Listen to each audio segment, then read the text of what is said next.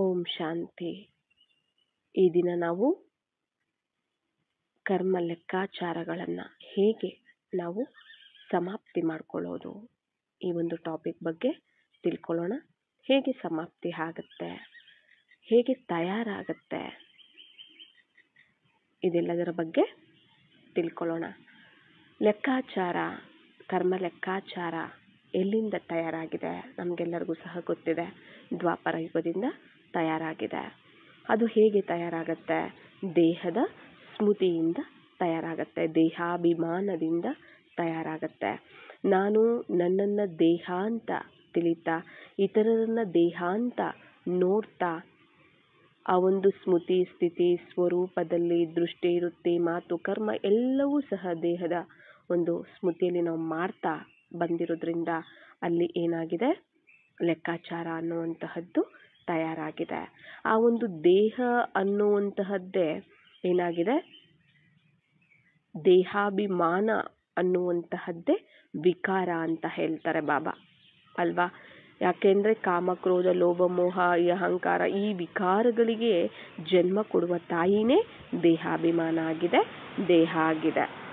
ಈ ದೇಹ ಅನ್ನೋ ಒಂದು ಅಭಿಮಾನನೇ ಎಲ್ಲದಕ್ಕೂ ಜನ್ಮ ಕೊಡುತ್ತೆ ವಿಕಾರಗಳಿಗೆ ಅಂದಾಗ ಮೊದಲ ವಿಕಾರ ಆಗಿರುವಂತಹ ದೇಹಾಭಿಮಾನವನ್ನು ನಾವಿಲ್ಲಿ ಸಮಾಪ್ತಿ ಮಾಡ್ಕೊಳ್ಬೇಕಾಗಿದೆ. ಈ ದೇಹಾಭಿಮಾನದಿಂದನೇ ಲೆಕ್ಕಾಚಾರ ತಯಾರಾಗುತ್ತೆ. ನಾನು ದೇಹ ಅಂತ ತಿಳಿತಾ ಆತ್ಮದ ಸ್ಮೃತಿಯನ್ನು ಮರೆತು ನಾವು ದೇಹ ಅಂತ ತಿಳಿತಾ ನಾವು ಎಲ್ಲವನ್ನೂ ಸಹ ನಾವು ಮಾಡ್ತಾ ಬಂದಿದ್ದೀವಿ. ಪ್ರತಿಯೊಂದು ಕರ್ಮವನ್ನು ನಾವು ಮಾಡ್ತಾ ಬಂದಿದ್ದೀವಿ. ನೋಡೋದು, ಮಾತಾಡೋದು ಅಲ್ವಾ, ಯೋಚನೆ ಮಾಡೋದು ಎಲ್ಲವೂ ಕರ್ಮನೇ ಅಲ್ವಾ. ಅವೆಲ್ಲವೂ ಸಹ ವಿಕರ್ಮಗಳೇ ಆಗಿದ್ದಾವೆ, ಪಾಪಕರ್ಮಗಳೇ ಆಗಿದ್ದಾವೆ. ದೇಹಾಭಿಮಾನ ಅನ್ನುವಂತಹದ್ದೇ ಮೊದಲ ವಿಕಾರ, ದೊಡ್ಡ ಪಾಪಕರ್ಮ ಅಂತ ಹೇಳ್ತಾರೆ ಬಾಬಾ ಅಲ್ವಾ. ಆತ್ಮ ಅನ್ನುವಂತಹದ್ದೇ ಶ್ರೇಷ್ಠ ಸ್ಮೃತಿ, ಸಮರ್ಥ ಸ್ಮೃತಿಯಾಗಿದೆ ಅಂತ ಹೇಳ್ತಾರೆ. ಅದು ಪುಣ್ಯವಾದಂಥ ಕರ್ಮಗಳನ್ನು ಸಹ ತಯಾರು ಮಾಡುತ್ತೆ. ಯಾವುದು? ಆತ್ಮಾಭಿಮಾನ, ಆತ್ಮದ ಒಂದು ಸ್ಮೃತಿ ಎನ್ನುವಂತಹದ್ದು. ಇದು ವಿಕರ್ಮಗಳನ್ನು ತಯಾರು ಮಾಡುತ್ತೆ, ಪಾಪಕರ್ಮಗಳನ್ನು ತಯಾರು ಮಾಡುತ್ತೆ. ಯಾವುದು? ದೇಹಾಭಿಮಾನ. ನಾವು ಸತ್ಯ ತ್ರೇತಾಯುಗದಲ್ಲಿ ಆತ್ಮದ ಸ್ಮೃತಿ ಇರುತ್ತೆ, ದ್ವಾಪರ ಕಲಿಯುಗದಲ್ಲಿ ದೇಹದ ಸ್ಮೃತಿ ಇರುತ್ತೆ. ಅಲ್ಲಿ ಇರುವಂಥ ಸ್ಮೃತಿ ಇಲ್ಲಿ ವಿಸ್ಮೃತಿಯಲ್ಲಿ, ಅಲ್ಲಿ ಸ್ಮೃತಿಯಲ್ಲಿರ್ತೀವಿ, ಇಲ್ಲಿ ವಿಸ್ಮೃತಿಯಲ್ಲಿ ನಾವು ಬರ್ತೀವಿ. ವಿಸ್ಮೃತಿಯಲ್ಲಿ ಬಂದು ನಾವು ಮಾಡುವಂತಹ ಪ್ರತಿಯೊಂದು ಕರ್ಮವು ಪಾಪಕರ್ಮ ವಿಕರ್ಮನೇ ಆಗಿದೆ, ಲೆಕ್ಕಾಚಾರನೂ ಸಹ ಆಗಿದೆ. ನಾನು ಆತ್ಮ ಅನ್ನೋ ಸ್ಮೃತಿ ಮರೆತು ನಾನು ಏನು ಮಾಡಿದ್ದೀನಿ, ನಾನು ದೇಹ ಅಂತ ನಾನು ಈ ದೇಹದ ಒಂದು ಕಣ್ಣುಗಳಿಂದ ನೋಡುವಂತಹದ್ದು, ಯೋಚನೆ ಮಾಡುವಂತಹದ್ದು ಮತ್ತು ಎಲ್ಲವೂ ಸಹ ಆತ್ಮ ನಾನು ದೇಹದ ಸ್ಮೃತಿಯಲ್ಲೇ ನಾನು ಮಾಡಿದ್ದೀನಿ. ನಾನು ಆತ್ಮ ಅನ್ನೋ ಸ್ಮೃತಿಯಲ್ಲಿ ನಾನು ಮಾಡಿಲ್ಲ. ಆದ್ದರಿಂದ ದೇಹದ ಜೊತೆ ಮೊದಲಿಗೆ ಸಂಸ್ಕಾರ, ದೇಹದ ಜೊತೆ ಸಂಸ್ಕಾರ ಲೆಕ್ಕಾಚಾರ ಅನ್ನುವಂತಹದ್ದು ತಯಾರಾಗತ್ತೆ. ನಾನು ದೇಹ ದೇಹ ಅನ್ನೋ ಒಂದು ಸ್ಮೃತಿಯಲ್ಲಿ ಇರ್ತಾ ನಾನು ಪ್ರತಿಯೊಂದು ಕರ್ಮೇಂದ್ರಿಯವನ್ನು ಬಳಸ್ಕೊಳ್ತಾ ದೇಹದ ಕರ್ಮೇಂದ್ರಿಯವನ್ನು ನಾನು ಕರ್ಮಗಳನ್ನು ನಾನು ಮಾಡ್ತಾ ಹೋಗೋದ್ರಿಂದ ಕರ್ಮೇಂದ್ರಿಯಗಳ ಜೊತೆನೂ ಸಹ ನಮ್ಮ ಒಂದು ಲೆಕ್ಕಾಚಾರ ತಯಾರಾಗಿದೆ. ಈಗ ನೋಡಿ, ನಾವು ಆತ್ಮ ಅಂತ ತಿಳ್ಕೊಳ್ಬೇಕು ಅಂತ ಹೇಳಿದ್ದಾರೆ ಬಾಬಾ. ನಿಮ್ಮನ್ನು ನೀವು ಆತ್ಮ ಅಂತ ತಿಳ್ಕೊಳ್ಳಿ. ನಿಮ್ಮ ತಂದೆ ನಾನು ಪರಮಾತ್ಮ ಆಗಿದ್ದೀನಿ, ನನ್ನನ್ನು ನೆನಪು ಮಾಡಿ ಅಂತ ಹೇಳ್ತಾರೆ. ನೀವೆಲ್ಲರೂ ಆತ್ಮಗಳಾಗಿದ್ದೀರಾ, ಜ್ಯೋತಿರ್ಬಿಂದುಗಳಾಗಿದ್ದೀರಾ, ನೀವೆಲ್ಲ ಶರೀರಗಳಲ್ಲ ಅಂತ ಬಾಬಾ ಹೇಳಿದ್ದಾರೆ. ಆದರೆ ನಾವು ಆತ್ಮ, ನಾನು ಪರಮಾತ್ಮನ ಸಂತಾನ ಅನ್ನುವಂತಹ ಸ್ಮೃತಿ ನಿರಂತರವಾಗಿ ನಮಗೆ ಇರ್ತಿಲ್ಲ. ಮಧ್ಯ ಮಧ್ಯದಲ್ಲಿ ನಾವು ದೇಹಾಭಿಮಾನದಲ್ಲಿ ನಾವು ಬಂದ್ಬಿಡ್ತೀವಿ ತುಂಬ ಅಲ್ವಾ. ಯಾಕೆ? ಆ ಒಂದು ದೇಹದ ಒಂದು ಲೆಕ್ಕಾಚಾರ ನಮ್ಮನ್ನು, ಆ ಸಂಸ್ಕಾರ ನಮ್ಮನ್ನು ಎಳೆಯುತ್ತೆ. ನಾವು ಸಂಸ್ಕಾರ ಅಂತ ಹೇಳಿದ್ದೀವಿ, ಆದರೆ ಲೆಕ್ಕಾಚಾರನೂ ಸಹ ಇದೆ ದೇಹದ ಜೊತೆ. ನಮಗೆ ಅರ್ಧಕಲ್ಪದ ಲೆಕ್ಕಾಚಾರ ಇದೆ. ಆದ್ದರಿಂದ ಅದು ನಮ್ಮನ್ನು ಸುಮ್ಮನೆ ಬಿಡೋದಿಲ್ಲ. ನಾವು ಆತ್ಮ ಅಂತ ಅಂದ್ಕೊಳ್ತೀವಿ ಅಂದರೆ ಸ್ವಲ್ಪ ಹೊತ್ತಿಗೆ ದೇಹ ಅನ್ನೋ ಸ್ಮೃತಿಗೆ ಬಂದ್ಬಿಟ್ಟಿರ್ತೀವಿ. ಮತ್ತು ಬಾಬಾ ಹೇಳ್ತಾರೆ, ನೀವು ಇತರರನ್ನು ನೋಡಿದಾಗ ಆತ್ಮ ಅಂತ ನೋಡಿ, ದೇಹವನ್ನು ನೋಡಬೇಡಿ ಅಂತ ಹೇಳ್ತಾರೆ. ನಾವು ಇತರರನ್ನು ಆತ್ಮ ಅಂತ ನೋಡ್ತಾ ಮಾತಾಡ್ತಾ ಇರ್ತೀವಿ, ಹಾಗೇನೆ ದೇಹದ ಸ್ಮೃತಿಯಲ್ಲಿ ಬಂದ್ಬಿಟ್ಟಿರ್ತೀವಿ. ಯಾಕೆ? ಅದ್ರ ಜೊತೆನೂ ಸಹ ನಮಗೆ ಲೆಕ್ಕಾಚಾರ ಇರೋದ್ರಿಂದ ದೇಹದ ಜೊತೆ ನಾವು ನೋಡೋರನ್ನೂ ಸಹ ನಾವು ಆತ್ಮ ಅಂತ ನಾವು ನಿರಂತರವಾಗಿ ನಾವು ನೋಡೋದಕ್ಕೆ ಸಾಧ್ಯ ಆಗೋದಿಲ್ಲ. ನಾವು ಅವರನ್ನು ಶರೀರ ಅಂತಾನೆ ನೋಡ್ಬಿಡ್ತೀವಿ. ಶರೀರ ಅಂತ ನೋಡ್ತೀವಿ, ಮತ್ತೆ ಅವ್ರು ಯಾರು, ಅವ್ರು ಎಲ್ಲಿಂದ ಬಂದಿದ್ದಾರೆ, ಅವ್ರು ಹೇಗಿದ್ದಾರೆ, ಏನು ಕೆಲಸ ಮಾಡ್ತಾರೆ, ಅವ್ರು ಒಳ್ಳೆಯವರ ಕೆಟ್ಟವರ ಎಲ್ಲನೂ ಸಹ ಪಾತ್ರದ ನೆನಪು ಬಂದ್ಬಿಡುತ್ತೆ. ಯಾವಾಗ ನಾವು ಆತ್ಮದ ಸ್ಮೃತಿಯಲ್ಲಿರ್ತೀವಿ ಆಗ ಆತ್ಮದ ಗುಣಗಳು, ಆತ್ಮದ ಸಂಸ್ಕಾರಗಳೇ ನಮಗೆ ನೆನಪಿರುತ್ತೆ. ಯಾವಾಗ ನಾವು ದೇಹದ ಸ್ಮೃತಿಯಲ್ಲಿರ್ತೀವಿ ಆಗ ದೇಹದ ಸಂಸ್ಕಾರಗಳು, ದೇಹದ ಒಂದು ಗುಣಗಳು, ಯಾವುದು ವಿಕಾರಗಳು, ದೇಹದ ಗುಣಗಳಂತ ನಾವು ಯಾವುದಕ್ಕೆ ಹೇಳ್ತೀವಿ, ವಿಕಾರಗಳು ಯಾವುದು, ಕಾಮ, ಕ್ರೋಧ, ಲೋಭ, ಮೋಹ, ಅಹಂಕಾರ, ಈರ್ಷ್ಯೆ, ದ್ವೇಷ, ಅಸೂಯೆ, ಸೋಮಾರಿತನ, ಹಠ, ಇವೆಲ್ಲವೂ ಸಹ ದೇಹದ ವಿಕಾರಗಳು, ಗುಣಗಳಾಗಿದ್ದಾವೆ, ದೇಹದ ಸಂಸ್ಕಾರಗಳಾಗಿದ್ದಾವೆ. ಆತ್ಮದ ಸಂಸ್ಕಾರ, ಮೂಲ ಸಂಸ್ಕಾರ, ಗುಣಗಳು ಶಾಂತಿ, ಪವಿತ್ರತೆ, ಶಕ್ತಿ, ಜ್ಞಾನ, ಪ್ರೇಮ, ಸುಖ, ಆನಂದ, ಇವೆಲ್ಲವೂ ಸಹ ಆತ್ಮದ ಮೂಲ ಸಂಸ್ಕಾರಗಳಾಗಿದ್ದಾವೆ. ನಾವೆಲ್ಲರೂ ಸಹ ಆತ್ಮಗಳು. ಆತ್ಮದಲ್ಲಿ ಆತ್ಮ ಬಲಹೀನ ಆಗಿರೋದ್ರಿಂದ, ಆತ್ಮದಲ್ಲಿ ಶಕ್ತಿ ಕಡಿಮೆ ಆಗಿರೋದ್ರಿಂದ, ಪರ್ಸೆಂಟೇಜ್ ವೈಸ್ ಕಡಿಮೆ ಆಗ್ತಾ ಹೋಗುತ್ತಲ್ಲ ಸತ್ಯಯುಗದಿಂದನೂ ಸಹ ಆತ್ಮದ ಬ್ಯಾಟ್ರಿ. ನಾವು ದ್ವಾಪರ ಯುಗಕ್ಕೆ ಬಂದಾಗ ನಾವು ಆತ್ಮದ ಸ್ಮೃತಿಯನ್ನು ಕಳ್ಕೊಂಡ್ಬಿಡ್ತೀವಿ, ವಿಸ್ಮೃತಿಯಲ್ಲಿ ಬಂದ್ಬಿಡ್ತೀವಿ ನಾವು. ಅಂದ್ರೆ ನಾವು ದೇಹ ಅನ್ನೋ ಸ್ಮೃತಿಯಲ್ಲಿ ನಾವು ಬಂದ್ಬಿಡ್ತೀವಿ. ಅದರಿಂದ ಆತ್ಮ ಬಲಹೀನ ಆಗಿರೋದ್ರಿಂದ ಏನಾಗ್ಬಿಡುತ್ತೆ, ಎಲ್ಲರನ್ನ ದೇಹ ದೇಹ ಅಂತ ನೋಡುವಂಥದ್ದು, ಮತ್ತೆ ದೇಹದ ಒಂದು ಸ್ವಭಾವ ಸಂಸ್ಕಾರಗಳಲ್ಲೇನೆ ಅದು ಅಂದ್ರೆ ದೇಹದ ಸ್ವಭಾವ ಸಂಸ್ಕಾರಗಳನ್ನು ತಯಾರು ಮಾಡಿಕೊಂಡು ಅದೇ ಥರನೇ ಕರ್ಮಗಳನ್ನು ಮಾಡ್ತಾ ವಿಕರ್ಮಗಳನ್ನು ತಯಾರು ಮಾಡ್ಕೊಳ್ತಾ ಬಂದಿದೆ. ಈಗ ನಾವು ಏನು ಮಾಡಬೇಕು ಅಂತಂದರೆ, ಬಾಬಾ ಹೇಳಿರೋ ಪ್ರಕಾರವಾಗಿ ನಾನು ಅಶರೀರಿಯಾಗಿದ್ದೀನಿ, ನಿರಾಕಾರಿಯಾಗಿದ್ದೀನಿ, ನಾನು ಪರಮಾತ್ಮನ ಸಂತಾನನಾಗಿದ್ದೀನಿ, ಪರಂಧಾಮ ನಿವಾಸಿಯಾಗಿದ್ದೀನಿ. ನಾನು ಅಂದರೆ ಆತ್ಮದ ಸಂಬಂಧ ಪರಮಾತ್ಮನ ಜೊತೆ ಮಾತ್ರ ಇರಬೇಕು, ಸರ್ವ ಸಂಬಂಧಗಳು. ನಾವು ಏನು ದೇಹದಾರಿಗಳನ್ನು ಅಪ್ಪ ಅಮ್ಮ, ಪತಿ ಪತ್ನಿ, ಮಕ್ಕಳು, ಅತ್ತೆ ಮಾವ, ಚಿಕ್ಕಪ್ಪ ಚಿಕ್ಕಮ್ಮ, ಅಣ್ಣ ತಮ್ಮ ತಂಗಿ, ಏನೆಲ್ಲ ನಾವು ದೇಹದಾರಿಗಳನ್ನು ಸಂಬಂಧಗಳಲ್ಲಿ ನೋಡ್ತಾ ಬಂದಿದ್ದೀವಿ ಸಂಬಂಧಗಳ ರೂಪದಲ್ಲಿ, ಈಗ ಆ ಸಂಬಂಧಗಳೆಲ್ಲವನ್ನು ನಾವು ಬಾಬಾರವರ ಜೊತೆ ಒಬ್ಬರ ಜೊತೆ ಜೋಡಿಸಿ ಅವರನ್ನು ನಾವು ಸ್ಮೃತಿ ಮಾಡ್ತಾ ಹೋಗಬೇಕಾಗತ್ತೆ. ಮತ್ತು ಅವರೊಬ್ಬರ ಜೊತೆನೇ ಕನೆಕ್ಷನ್, ಅವರೊಬ್ಬರ ಜೊತೆನೇ ಸಂಬಂಧ, ಅವರೊಬ್ಬರ ಜೊತೆನೇ ಕನೆಕ್ಟ್ ಆಗಿರಬೇಕು ನಾವು. ಆಗ ಏನಾಗುತ್ತೆ, ದೇಹದ ಸ್ಮೃತಿ, ದೇಹದ ಸಂಬಂಧಗಳ ಸ್ಮೃತಿ, ಎಲ್ಲದರ ಸ್ಮೃತಿ ಸಮಾಪ್ತಿ ಆಗ್ತಾ ಹೋಗುತ್ತೆ. ನಾವು ಇಲ್ಲಿ ದೇಹ ಅಂತ ತಿಳಿದು ನಾವು ಅರ್ಧಕಲ್ಪದಿಂದ ನಾವು ಏನೆಲ್ಲ ಮಾಡ್ಕೊಂಬಂದಿದ್ದೀವಿ, ಪ್ರತಿಯೊಂದು ಕರ್ಮೇಂದ್ರಿಯವನ್ನು ನಾವು ಅಂದರೆ ಪ್ರತಿಯೊಂದು ಕರ್ಮೇಂದ್ರಿಯ ಜೊತೆ ನಾವು ಏನು ಮಾಡಿದ್ದೀವಿ, ಲೆಕ್ಕಾಚಾರವನ್ನು ತಯಾರು ಮಾಡ್ಕೊಳ್ತಾ ಬಂದಿದ್ದೀವಿ. ನಾವು ಪದೇ ಪದೇ ನನ್ನ ಆತ್ಮ ಅಂತ ನಾವು ಏನೇ ಕರ್ಮ ಮಾಡೋಕೆ ಹೋದ್ರೂ ಮತ್ತೆ ಮರ್ತೋಗ್ಬಿಡ್ತೀವಿ, ನನ್ನ ದೇಹದ ಸ್ಮೃತಿಯಲ್ಲಿ ಬಂದುಬಿಡ್ತೀವಿ. ಯಾಕಂದರೆ ಅರ್ಧಕಲ್ಪದ ಒಂದು ಸಂಸ್ಕಾರ ಅಲ್ವಾ, ಅದು ಲೆಕ್ಕಾಚಾರ ಇದೆ, ಅದರಿಂದ ಅದು ಬಿಡೋದಿಲ್ಲ. ಅದ್ರ ಜೊತೆ ಸಂಬಂಧ ಬೆಳೆಸಿದ್ದೀವಿ, ಅದ್ರ ಜೊತೆ ಜೀವನ ಮಾಡಿದ್ದೀವಿ ನಾವು ಅಲ್ವಾ. ಪ್ರತಿಯೊಂದು ಸೆಕೆಂಡು ಸಹ ನಾವು ದ್ವಾಪರ ಯುಗದಿಂದಲೂ ನಾವು ಬರೀ ದೇಹಾಭಿಮಾನದಲ್ಲಿ ಬಂದಿದ್ದೀವಿ, ಅದ್ರ ಜೊತೆ ಜೀವನ ಮಾಡಿದ್ದೀವಿ, ಜೀವನವನ್ನು ಕಳೆದಿದ್ದೀವಿ ನಾವು. ಮತ್ತು ಅದು ಅಷ್ಟು ಈಸಿಯಾಗಿ ಅದು ಆತ್ಮದ ಸ್ಮೃತಿಯನ್ನು ತರಿಸ್ಬಿಡುತ್ತಾ, ಇಲ್ಲ. ಯಾವಾಗ ನೋಡಿ ನಾನು ಆತ್ಮ ಅನ್ನುವ ಒಂದು ಅಭ್ಯಾಸ, ಪರಮಾತ್ಮನ ಸ್ಮೃತಿಯ ಒಂದು ಅಭ್ಯಾಸವನ್ನು ನಾವು ಹೆಚ್ಚಿಗೆ ಮಾಡ್ತಾ ಹೋಗ್ತೀವಿ, ಆಗ ಆತ್ಮದ ಗುಣಗಳು, ಶಕ್ತಿಗಳು ಜಾಗೃತ ಆಗುತ್ತೆ, ಆತ್ಮ ಶಕ್ತಿಶಾಲಿ ಆಗ್ತಾ ಹೋಗುತ್ತೆ. ಆಗ ಮಾತ್ರ ನಾವು ಆತ್ಮದ ಸ್ಮೃತಿಯನ್ನು ನಾವು ನಿರಂತರವಾಗಿ ಆತ್ಮದ ಸ್ಮೃತಿಯಲ್ಲಿರೋ ಅಭ್ಯಾಸವನ್ನು ನಾವು ಮಾಡೋಕ್ಕೆ ಸಾಧ್ಯ. ಇತರರನ್ನು ಆತ್ಮ ಅಂತ ನಾವು ನೋಡೋದಕ್ಕೆ ಸಾಧ್ಯ ಆಗುತ್ತೆ. ಈಗ ಎಲ್ಲರೂ ಸಹ ಏನಾಗಿದ್ದಾರೆ, ನಮ್ಮ ಸಹೋದರ ಆತ್ಮಗಳು ಅನ್ನೋದು ನಮಗೆ ಗೊತ್ತಾಗಿದೆ. ಅವರೆಲ್ಲರೂ ಪರಮಾತ್ಮನ ಸಂತಾನರೇ, ನಾವೆಲ್ಲರೂ ಪರಮಾತ್ಮನ ಸಂತಾನರಾಗಿದ್ದೀವಿ ಅನ್ನೋದು ಸಹ ನಮಗೆ ಗೊತ್ತಿದೆ. ಆದರೆ ಕರ್ಮ ಬಂಧನಗಳನ್ನು ನಾವು ತಯಾರು ಮಾಡ್ಕೊಂಬಂದಿದ್ದೀವಿ ಅರ್ಧಕಲ್ಪದಿಂದ ಅಲ್ವಾ.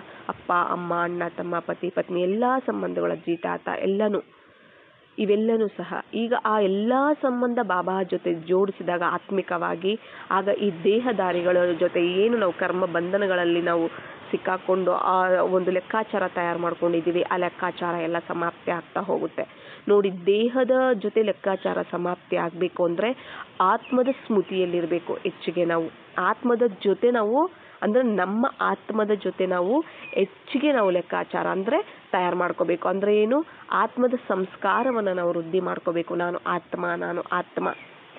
ಮತ್ತು ದೇಹದಾರಿಗಳ ಸಂಬಂಧಗಳೇನಿದ್ದಾವೆ ಅವುಗಳ ಜೊತೆ ನಾವು ಏನು ಲೆಕ್ಕಾಚಾರ ಸಮಾಪ್ತಿ ಮಾಡ್ಕೋಬೇಕು, ಆ ಸಂಬಂಧಗಳೆಲ್ಲವನ್ನ ಬಾಬಾರವರ ಜೊತೆ ನಾವು ಜೋಡಿಸಿದಾಗ, ಅಪ್ಪ ನೀನೆ, ಅಮ್ಮ ನೀನೆ, ಎಲ್ಲ ಸಂಬಂಧಗಳು ನೀನೆ ಅಂತ ನಾವು ಯಾವಾಗ ಅವ್ರ ಜೊತೆ ಆ ಸಂಬಂಧಗಳನ್ನು ಜೋಡಿಸ್ತೀವಿ, ಆಗ ಈ ದೈಹಿಕ ಸಂಬಂಧಗಳ ಜೊತೆ ಲೆಕ್ಕಾಚಾರ ಸಮಾಪ್ತಿ ಆಗುತ್ತೆ. ಲೆಕ್ಕಾಚಾರ ಇರೋದಕ್ಕೇನೆ ಅವರು ನಮ್ಮ ಜೊತೆ ಇರ್ತಾರೆ ಕೂಡ. ಎಲ್ಲ ಸಂಬಂಧಗಳು ಅಷ್ಟೇ. ಈಗ ಪ್ರಪಂಚದಲ್ಲಿ ಎಷ್ಟು ಮಂದಿ ಇದ್ದಾರೆ, ಅವರೆಲ್ಲ ಯಾಕೆ? ಯಾರೋ ಪತ್ನಿಯಾಗಿ, ಈಗ ನಿಮ್ಮ ಹತ್ರ ಪತ್ನಿಯಾಗಿ ಬಂದಿರ್ತಾರೆ, ನಿಮಗೆ ಪತಿಯಾಗಿ, ಮಕ್ಕಳಾಗಿ, ಅತ್ತೆ ಮಾವ, ಅಪ್ಪ ಅಮ್ಮ, ಪ್ರಪಂಚದಲ್ಲಿ ಎಷ್ಟು ಮಂದಿ ಇದ್ದಾರೆ, ಅವರೆಲ್ಲ ಯಾಕೆ ಬಂದಿಲ್ಲ, ಅವರಲ್ಲಿ ಯಾರೋ ಒಬ್ರು, ಇವರೇ ಯಾಕೆ ಬಂದ್ರು ಅಂದ್ರೆ ಇವ್ರ ಜೊತೆ ಲೆಕ್ಕಾಚಾರ ತಯಾರಾಗಿರುತ್ತೆ. ಅದರಿಂದ ಇವರೇ ಬರ್ತಾರೆ ನಿಮ್ಮ ಬಳಿ, ನಮ್ಮ ಬಳಿ ಕೂಡ.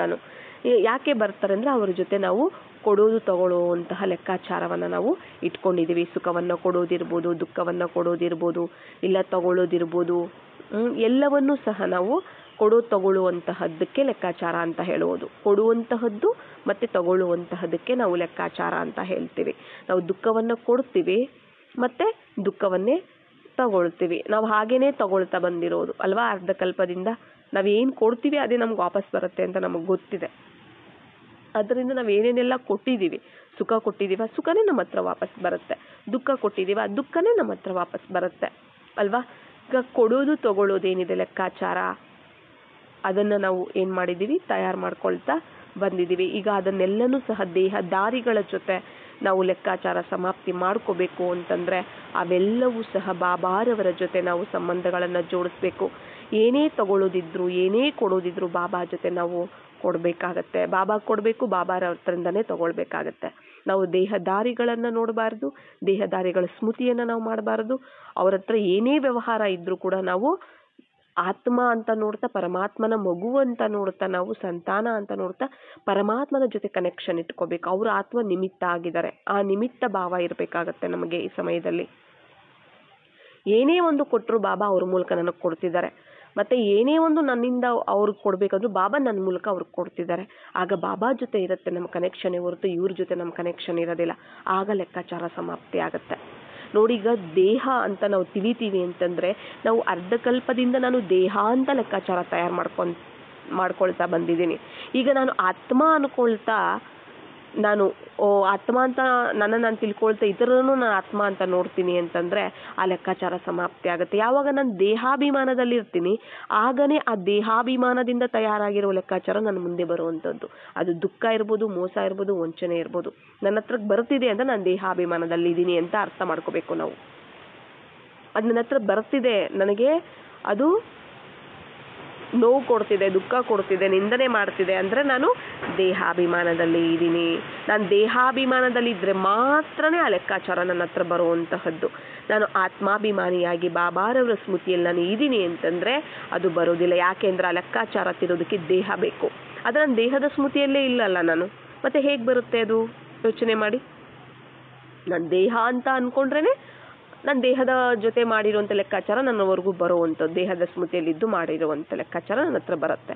ನಾನು ಆತ್ಮ ಅಂದ್ಕೊಂಡಿದ್ದೀನಿ, ಪರಮಾತ್ಮನ ಸ್ಮೃತಿಯಲ್ಲಿದ್ದೀನಿ, ಮತ್ತೆ ಅದು ಹೇಗೆ ಬರುತ್ತೆ ಲೆಕ್ಕಾಚಾರ? ಅಲ್ಲೇ ಆತ್ಮದ ಶಕ್ತಿ, ಪರಮಾತ್ಮನ ಶಕ್ತಿಗಳಿಂದ ಅದು ನನ್ನ ಹತ್ರಕ್ಕೆ ಬರೋದಿಲ್ಲ. ಅದು ಅಲ್ಲೇ ಸಮಾಪ್ತಿ ಆಗಿರುತ್ತೆ, ಬರೋದಿಲ್ಲ ಅದು. ಅರ್ಥ ಆಯ್ತಲ್ಲ? ನಮ್ಮ ಹತ್ರ ಬರ್ತಿದೆ ಅಂದರೆ ನಾವು ದೇಹಾಭಿಮಾನದಲ್ಲಿದ್ದೀವಿ ಅಂತ ಅರ್ಥ.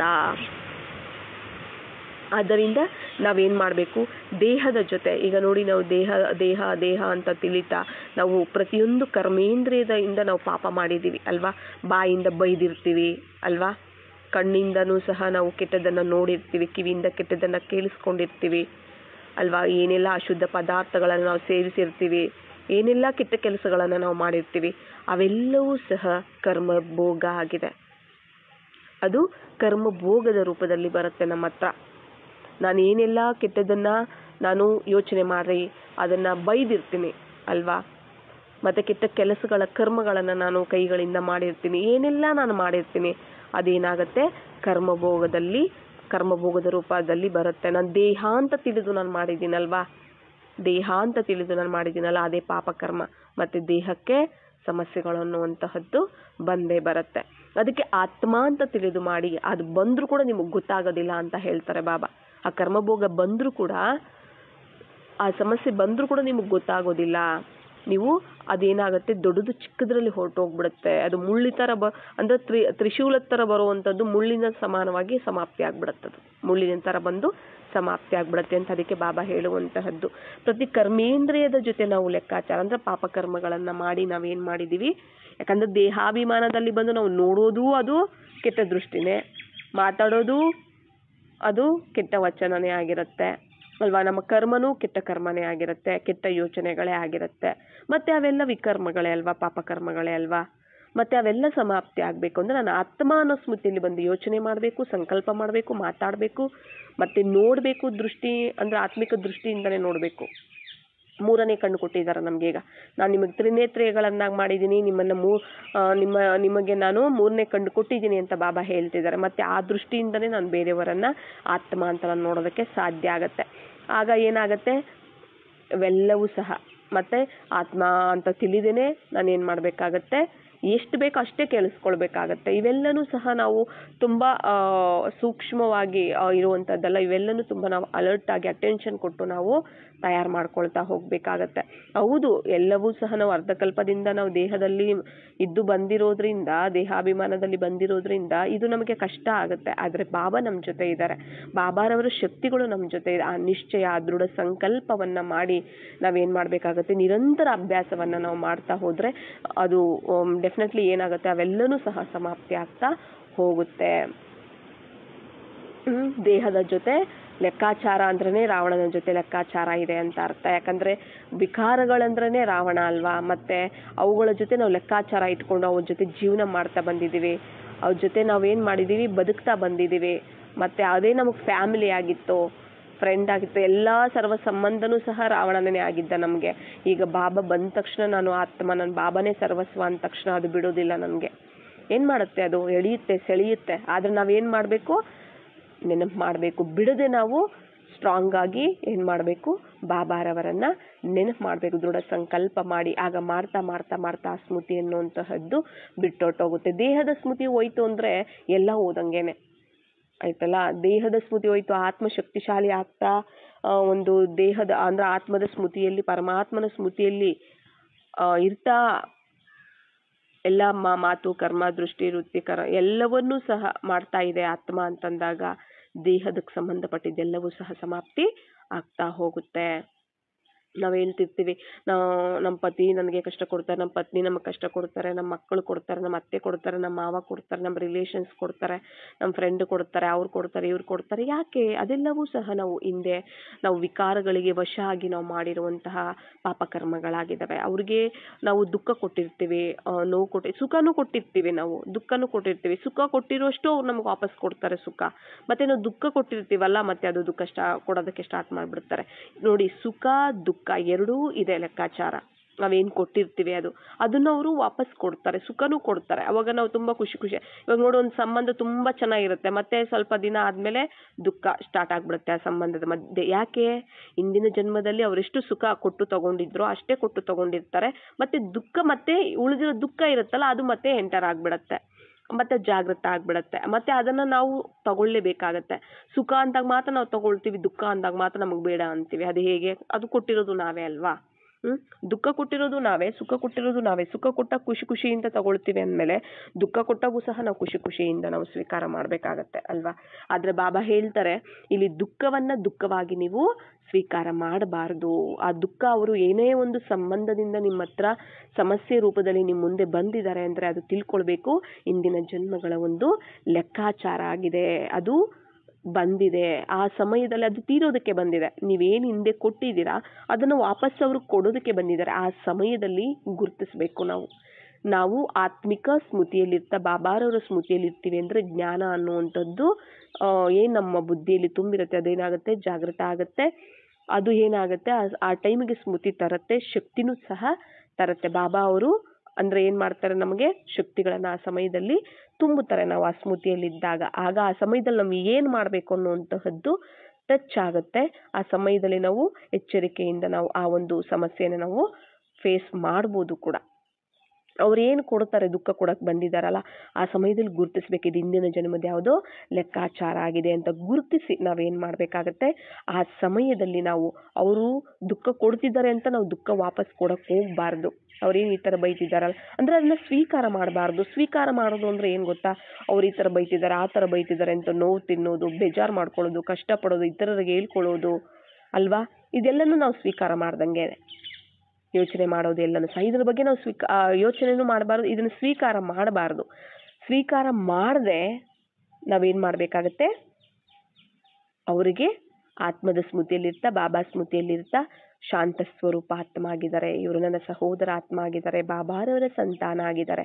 ಇವರ ಮೂಲ ಗುಣ ಸಂಸ್ಕಾರನೇ ಶಾಂತಿ, ಪ್ರೀತಿ, ಸುಖ ಆಗಿದೆ.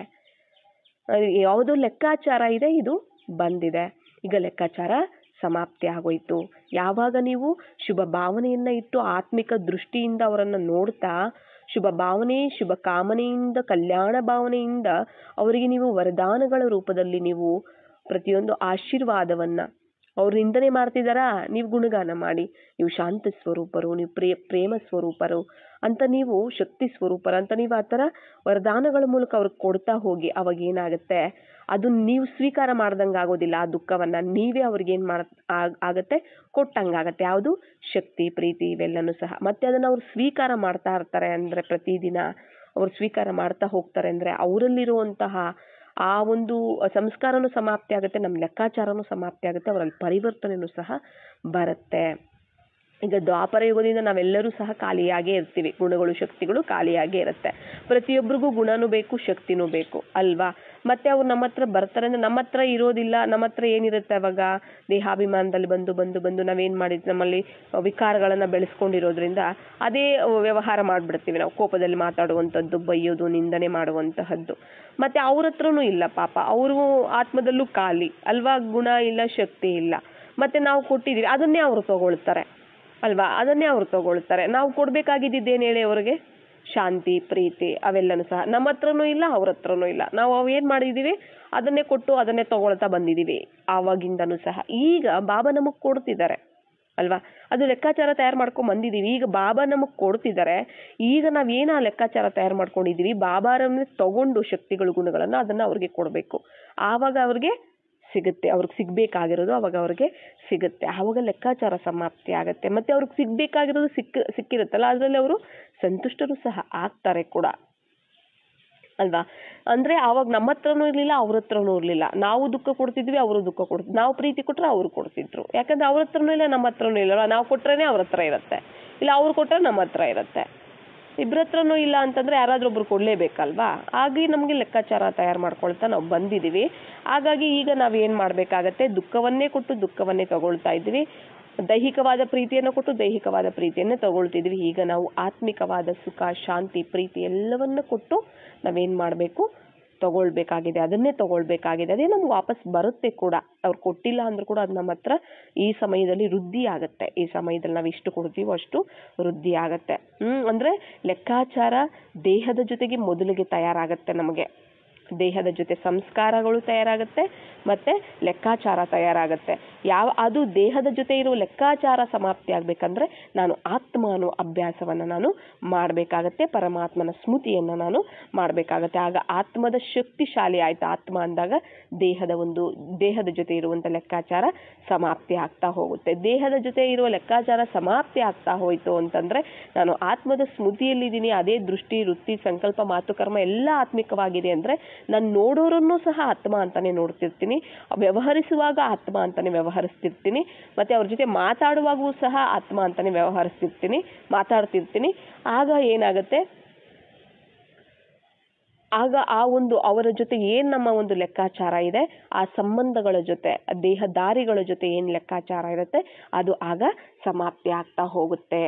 ಅವ್ರು ನಮ್ಮ ಹತ್ರ ಬಂದರೂ ಸಹ ಲೆಕ್ಕಾಚಾರವನ್ನು ಎತ್ಕೊಂಡು ನೀವೇನು ಮಾಡಬೇಕು, ನಾವು ಏನು ಮಾಡಬೇಕಾಗತ್ತೆ, ಆ ಸಮಯದಲ್ಲಿ ಶಾಂತಿ, ಪ್ರೀತಿ ಏನು ಆ ಸಮಯಕ್ಕೆ ಏನು ಬೇಕು ಅದನ್ನು ಕೊಟ್ಟು ನಾವು ಅದನ್ನು ಸಮಾಪ್ತಿ. ಅದು ಒಂದೇ ದಿನಕ್ಕಾಗೋದಿಲ್ಲ. ನಮ್ಮ ಯೋಗ ಎಷ್ಟು ಶಕ್ತಿಶಾಲಿ ಆಗಿರುತ್ತೆ, ನಮ್ಮ ಸ್ಥಿತಿ ಎಷ್ಟು ಶಕ್ತಿಶಾಲಿ ಆಗಿರುತ್ತೆ ಅನ್ನೋದ್ರ ಮೇಲೆ ಡಿಪೆಂಡ್ ಆಗಿರುತ್ತೆ. ಪ್ರತಿದಿನ ನಾವು ಮಾಡ್ತಾ ಹೋಗಬೇಕು. ಅವ್ರು ಬಂದ್ರಲ್ಲ, ಈ ಥರ ಅಂದ್ಬಿಟ್ರಲ್ಲ, ಆ ಥರ ಅಂದ್ಬಿಟ್ರಲ್ಲ ಅಂತ ಯೋಚನೆ ಮಾಡಿ ಬೈಕೊಂಡು ನಾವು ರಿವರ್ಸ್ ಬೈತೀವಿ ಅಂತಂದರೆ, ಮತ್ತು ಈ ಥರ ಹತ್ರ ಎಲ್ಲ ಹೋಗಿ ಹೇಳ್ಕೋತೀವಿ ಅಂತಂದರೆ ಅವರಲ್ಲಿ ಇನ್ನೂ ಜಾಸ್ತಿ ಆಗುತ್ತೆ. ಲೆಕ್ಕಾಚಾರನೂ ಇನ್ನೂ ಜಾಸ್ತಿ ತಯಾರಾಗುತ್ತೆ. ಹಿಂದೆ ಮಾಡಿರೋದು ಈಗ ಬಂದಿದೆ ನನ್ನ ಹತ್ರ. ಹಿಂದೆ ಏನು ನಾನು ಕೊಟ್ಟಿದ್ದೀನಿ ಅದು ಇವಾಗ ನನ್ನ ಹತ್ರ ಬಂದಿದೆ. ಈಗ ಮುಂದೆ ಹೇಗಿರಬೇಕು ಅನ್ನೋದು ಈಗ ನಾನು ಏನು ಮಾಡ್ತೀನಿ ಅದ್ರ ಮೇಲೆ ಡಿಪೆಂಡ್ ಆಗಿರುತ್ತೆ ಅಲ್ವಾ. ಹಿಂದೆ ನಾನು ಕಹಿ ಫಲ, ದುಃಖದ ಅಂದರೆ ಕಹಿಯಾದ ಒಂದು ಬೀಜವನ್ನು ಬಿತ್ತಿದ್ದೆ, ದುಃಖ ಕೊಟ್ಟು ದುಃಖದ ಬೀಜವನ್ನು ಬಿತ್ತಿದ್ದೆ. ಈಗ ಆ ಫಲ ನನ್ನ ಹತ್ರವರೆಗೂ ಬಂದಿದೆ. ಯಾವುದು ದುಃಖದ ಫಲ ಅವ್ರು ತಗೊಂಬಂದಿದ್ದಾರೆ, ನಾನು ಅದನ್ನು ಸ್ವೀಕಾರ ಮಾಡಬಾರ್ದು. ಇವಾಗ ನಾನು ಯಾವ ಫಲ ಕೊಡಬೇಕು ಅವ್ರಿಗೆ? ಸುಖದ ಫಲ ಕೊಡಬೇಕು, ಶಾಂತಿ, ಪ್ರೀತಿಯ ಫಲ ಕೊಡಬೇಕು. ಆಯಿತಾ. ಅವರು ಏನು ಕೊಟ್ಟಿದ್ದಾರೆ, ಇವಾಗ ನಾನು ಏನು ಕೊಡ್ತೀನಿ ಆ ಫಲ ಅದೇನಾಗುತ್ತೆ, ಹಿಂದೆ ನಾನು ಏನು ದುಃಖ ಕೊಟ್ಟಿದ್ದೀನಿ ಅದನ್ನು ಸಮಾಪ್ತಿ ಮಾಡಿಬಿಡತ್ತೆ. ಜೊತೆಗೆ ಈಗ ನಾನು ಏನು ಕೊಟ್ಟಿರ್ತೀನಿ ಅದು ಫಲನೂ ಆಗುತ್ತೆ ಮತ್ತು ಬೀಜನೂ ಆಗುತ್ತೆ. ಫಲದಿಂದ ಬೀಜ ಉತ್ಪತ್ತಿ ಆಗತ್ತೆ ಅಲ್ವಾ. ಈಗ ಒಂದು ಮರ ನೆಟ್ಟಿರ್ತೀರಾ ಅಂತಂದರೆ ಅದರಿಂದ ಹಣ್ಣು ಕಾಯಿ ಎಲ್ಲ ಬಿಡುತ್ತೆ, ಲಾಸ್ಟಲ್ಲಿ ಬೀಜ ಉಳಿಯುತ್ತೆ ಅಲ್ವಾ. ಹಾಗೆ ನಾವೇನು ಅವ್ರಿಗೆ ಫಲ ಕೊಡ್ತೀವಿ, ಈಗ ಸುಖ ಕೊಡ್ತೀವಲ್ಲ ಅದೇ ಬೀಜ ಆಗುತ್ತೆ. ಮತ್ತು ನೆಕ್ಸ್ಟ್ ಫಲ ಕೂಡ ನಮಗೆ ಸುಖದ ಫಲನೇ ಸಿಗುತ್ತೆ ನಮಗೆ. ಅರ್ಥ ಆಗ್ತಿದೆಯಲ್ಲ. ಹಾಗಾಗಿ ನಾವು ಅದನ್ನು ಈ ಪ್ರೆಸೆಂಟ್ ಅಷ್ಟೇ ನಾವು ಯೋಚನೆ ಮಾಡಬಾರ್ದು. ಪ್ರೆಸೆಂಟು ಅವ್ರು ಏನು ಕೊಡ್ತಿದ್ದಾರೆ ಹಿಂದೆನೂ ನಾವು ಯೋಚನೆ ಮಾಡಬೇಕು. ಯಾವಾಗ ಹಿಂದೆ ಅದು ನಮಗೆ ನೆನಪಿರುತ್ತೆ. ತ್ರಿಕಾಲದರ್ಶಿ ನಾವು ಯಾವಾಗ ಆಗಕ್ಕೆ ಸಾಧ್ಯ ಅಂತಂದರೆ ದಿವ್ಯ ಬುದ್ಧಿ ಓಪನ್ ಆಗಿದ್ದಾಗ. ದಿವ್ಯ ಬುದ್ಧಿ ಅಂದರೆ ಯಾವುದು, ಮೂರನೇ ಕಣ್ಣು ನಮ್ಗೆ ಓಪನ್ ಆಗಿರಬೇಕು, ತ್ರಿನೇತ್ರಿಗಳಾಗಿರ್ಬೇಕಂದ್ರೆ ಆತ್ಮದ ಸ್ಮೃತಿಯಲ್ಲಿರಬೇಕು, ಬಾಬಾರವರ ಸ್ಮೃತಿಯಲ್ಲಿರಬೇಕು. ಆಗ ನಮಗೆ ದಿವ್ಯ ಬುದ್ಧಿ ಓಪನ್ ಆಗುತ್ತೆ.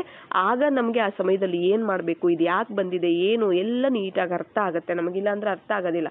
ನಮಗೆ ಯಾಕೆ ಲೆಕ್ಕಾಚಾರ ನಮಗೆ ಬರುತ್ತೆ, ಅದನ್ನು ನಾವು ಯಾವಾಗ ಸ್ವೀಕಾರ ಮಾಡ್ತೀವಿ, ದೇಹಾಭಿಮಾನದಲ್ಲಿದ್ದಾಗಲೇ ಅಲ್ವಾ. ಇಲ್ಲಾಂದರೆ ಅದನ್ನ ಸ್ವೀಕಾರ ಮಾಡೋದಿಲ್ಲ. ಆ ತಪ್ಪುಗಳಾಗೋದು ಸಹ ದೇಹಾಭಿಮಾನದಲ್ಲಿ. ಬಾಬಾ ಹೇಳ್ತಾರಲ್ಲ, ಆ ಸಮಯದಲ್ಲಿ ಅಂದರೆ ಆತ್ಮದ ಸ್ಮೃತಿಯನ್ನು ಮರೆಸಿ ಬರುತ್ತೆ ಮಾಯೆ ಆ ಸಮಯದಲ್ಲಿ ನಿಮ್ಮ ಹತ್ರ ತಪ್ಪು ಮಾಡಿಸೋದಕ್ಕೆ ಅಂತ ಹೇಳ್ತಾರೆ ಬಾಬಾ. ಆತ್ಮ ಅಂತ ನೀವು ಅನ್ಕೊಂಡಿದ್ರು ಕೂಡ ಆ ಸಮಯದಲ್ಲಿ ಲೆಕ್ಕಾಚಾರ ಬರೋ ಸಮಯದಲ್ಲಿ ಏನು ಮಾಡಿಬಿಡುತ್ತೆ, ಲೆಕ್ಕಾಚಾರಗಳು ಬರೋ ಸಮಯದಲ್ಲಿ ಆತ್ಮದ ಸ್ಮೃತಿ ಮರ್ತೋಗ್ಬಿಡುತ್ತೆ.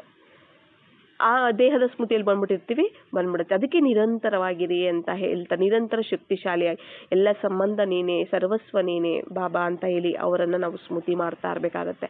ಆತ್ಮ ಎಷ್ಟು ಶಕ್ತಿಶಾಲಿಯಾಗಿರ್ತೀವಿ, ಬಾಬಾ ನಮ್ಮ ಜೊತೆಲೇ ಇರ್ತಾರೆ, ಅವ್ರ ಶಕ್ತಿಗಳು ನಮ್ಮ ಜೊತೆ ಇರುತ್ತೆ ಅಂತಂದರೆ ಅದು ನಮ್ಮ ಸ್ಮೃತಿಯನ್ನು ಮರೆಸೋಕ್ಕಾಗೋದಿಲ್ಲ. ಆ ಸ್ಮೃತಿಯಲ್ಲೇ ಅದು ಲೆಕ್ಕಾಚಾರ ಸಮಾಪ್ತಿ ಆಗಿಬಿಟ್ಟಿರುತ್ತೆ. ಆಗ ದೇಹದ ಜೊತೆನೂ ಕರ್ಮೇಂದ್ರಿಯಗಳ ಜೊತೆನೂ ಲೆಕ್ಕಾಚಾರ ಸಮಾಪ್ತಿ ಆಗುತ್ತೆ. ನೋಡಿ, ನಾನು ಆತ್ಮ ಅಂತ ತಿಳಿದು ಕಣ್ಣಿಂದ ನೋಡಿ, ನಾನು ಆತ್ಮ ಅಂತ ತಿಳಿದು ಬಾಯಿಂದ ಮಾತಾಡಿ, ನಾನು ಆತ್ಮ ಅಂತ ತಿಳಿದು ಕಿವಿಯಿಂದ ಕೇಳಿಸ್ಕೊಳ್ಳಿ, ಆತ್ಮ ಅಂತ ತಿಳಿದು ಕೈಗಳಿಂದ ಕೆಲಸ ಮಾಡಿ, ಆ ಕರ್ಮೇಂದ್ರಿಯಗಳ ಜೊತೆ ಇರುವಂಥ ಲೆಕ್ಕಾಚಾರ ಸಮಾಪ್ತಿ ಆಗುತ್ತೆ. ಇಲ್ಲಾಂದ್ರೆ ಆಗೋದಿಲ್ಲ. ಅದಕ್ಕೆ ಕರ್ಮಯೋಗ ಅಂತ ಹೇಳೋದು ಬಾಬಾ. ನನ್ನ ಆತ್ಮ ಬಾಬಾರವರು ಸ್ಮೃತಿ ಇರಬೇಕು, ಮತ್ತು ನಾನು ಕೇವಲ ನಿಮಿತ್ತನಾಗಿದ್ದೀನಿ, ಬಾಬಾ ಮಾಡಿಸುವಂಥವರು. ಈ ಒಂದು ಸ್ಮೃತಿಯಲ್ಲಿ ಆತ್ಮ ನಿಮಿತ್ತನಾಗಿ ಕರ್ಮೇಂದ್ರಿಯಗಳನ್ನು ಬಳಸಿ ನಿಮಿತ್ತ ಆಗಿ ಮಾಡ್ತಾ ಹೋದಂತೆ ಆ ಕರ್ಮೇಂದ್ರಿಯಗಳ ಜೊತೆ ಏನು ನಾವು ದೇಹಾಭಿಮಾನದಲ್ಲಿ ಏನೇನು ಮಾಡಿರ್ತೀವಿ ಅದೆಲ್ಲವೂ ಸಹ ಸಮಾಪ್ತಿ ಆಗ್ತಾ ಹೋಗುತ್ತೆ. ಆವಾಗಲೇ ಶ್ರೇಷ್ಠ ಕರ್ಮ ಆಗೋದದು. ನಾವು ಏನು ಕಣ್ಣಿಂದ ನಾವು ದೇಹದ ಅಭಿಮಾನದಲ್ಲಿ ಬಂದು ಕಣ್ಣಿಂದ ನಾವು ಸ್ಥೂಲವಾದ 2 ಕಣ್ಣಿಂದ ನೋಡಿರ್ತೀವಿ, ಅದು ಕೆಟ್ಟ ದೃಷ್ಟಿನೇ. ದೇಹಾಭಿಮಾನದಲ್ಲಿ ಬಂದು ನಾವು ಈ ಸ್ಥೂಲ ಕಣ್ಣಿಂದ ನೋಡೋದು ಕೆಟ್ಟ ದೃಷ್ಟಿನೇ. ನಾವು ಆತ್ಮದ ಸ್ಮೃತಿಯಲ್ಲಿ ಬಂದು ಆತ್ಮಿಕ ದೃಷ್ಟಿಯಿಂದ ಆತ್ಮವನ್ನು ನೋಡ್ತೀವಿ ಅಂದರೆ ಅದು ಪವಿತ್ರವಾದ ದೃಷ್ಟಿಯಾಗಿರುತ್ತೆ. ಮತ್ತು ಈ ಕೆಟ್ಟ ದೃಷ್ಟಿ ಅವಾಗ ಸಮಾಪ್ತಿ ಆಗುತ್ತೆ.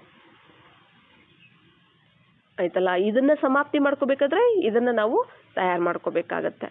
ಮತ್ತು ಮಾತಾಡೋದು ಅಷ್ಟೇ, ನಾನು ಆತ್ಮ ಅಂತ ತಿಳಿದು ನಾನು ಬಾಯಿಂದ ಮಾತಾಡಬೇಕಾಗತ್ತೆ. ಆಗ ಬಾಯಿ ಏನಾಗುತ್ತೆ, ಬಾಯಿಂದ ನಾವು ಇವಾಗ ನಾನು ದೇಹ ಅಂತ ಬಂದಾಗ ಏನೇನು ಮಾತಾಡ್ತೀವೋ ನಮಗೆ ಗೊತ್ತಾಗಲ್ಲ, ದೇಹ ಅಂದ್ಕೊಂಡೇ ಮಾತಾಡ್ತಿರ್ತೀವಿ ಅಲ್ವಾ.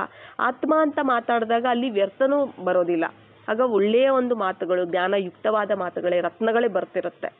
ಆವಾಗ ಅಲ್ಲಿ ಏನಾಗುತ್ತೆ, ಬಾಯಿಂದ ಕೆಟ್ಟ ಕರ್ಮ ಹೊಸದಾಗಿ ತಯಾರಾಗೋದಿಲ್ಲ, ಮತ್ತು ಅದು ಸಮಾಪ್ತಿ ಆಗ್ತಾ ಹೋಗುತ್ತೆ.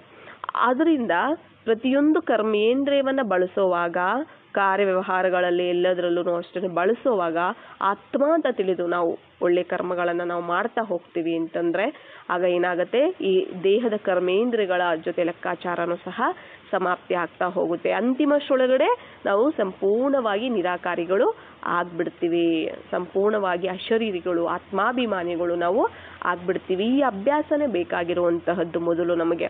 ಅದಕ್ಕೆ ಮೊದಲನೇ ಪಾಠವನ್ನು ಫಸ್ಟ್ ಪಕ್ಕಾ ಮಾಡ್ಕೊಳ್ಳಿ ಅಂತ ಅದಕ್ಕೆ ಬಾಬಾ ಹೇಳುವಂಥದ್ದು.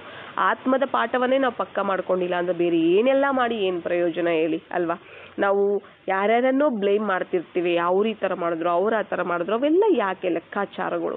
ಆ ಲೆಕ್ಕಾಚಾರ ಸಮಾಪ್ತಿ ಆಗಬೇಕಂದ್ರೆ ನಾನು ಆತ್ಮ ಅಂತ ಅನ್ಕೋಬೇಕು, ಅವರು ಆತ್ಮ, ಅವರು ಬಾಬನ ಮಗು, ನಾನು ಬಾಬನ ಮಗು. ಅವರ ಮೂಲ ಸಂಸ್ಕಾರ 7 ಗುಣಗಳೇ, ನನ್ನ ಮೂಲ ಸಂಸ್ಕಾರಗಳು 7 ಗುಣಗಳೇ ಅಲ್ವಾ. ಈ 7 ಗುಣಗಳಿದಾವಲ್ಲ, ಸದ್ಗುಣಗಳು, ಅವೇ ಆಗಿದ್ದಾವೆ. ನಾವು ಅದೇ ದೃಷ್ಟಿಯಲ್ಲಿ ಅದೇ ಸ್ಮೃತಿಯಲ್ಲಿ ಇರಬೇಕು, ಇತರರನ್ನು ಅದೇ ದೃಷ್ಟಿ ಅದೇ ಸ್ಮೃತಿಯಲ್ಲೇ ನೋಡಬೇಕಾಗತ್ತೆ. ಆಗ್ಲೇ ಅವೆಲ್ಲ ಸಮಾಪ್ತಿ ಆಗ್ತಾ ಹೋಗುವಂತಹದ್ದು. ಅಂದರೆ ನಮ್ಮ ಒಂದು ಕರ್ಮಗಳು ಸ್ವಚ್ಛ ಆಗ್ತಾ, ಶುದ್ಧ ಆಗ್ತಾ ಪವಿತ್ರ ಆಗ್ತಾ ಹೋಗುತ್ತೆ.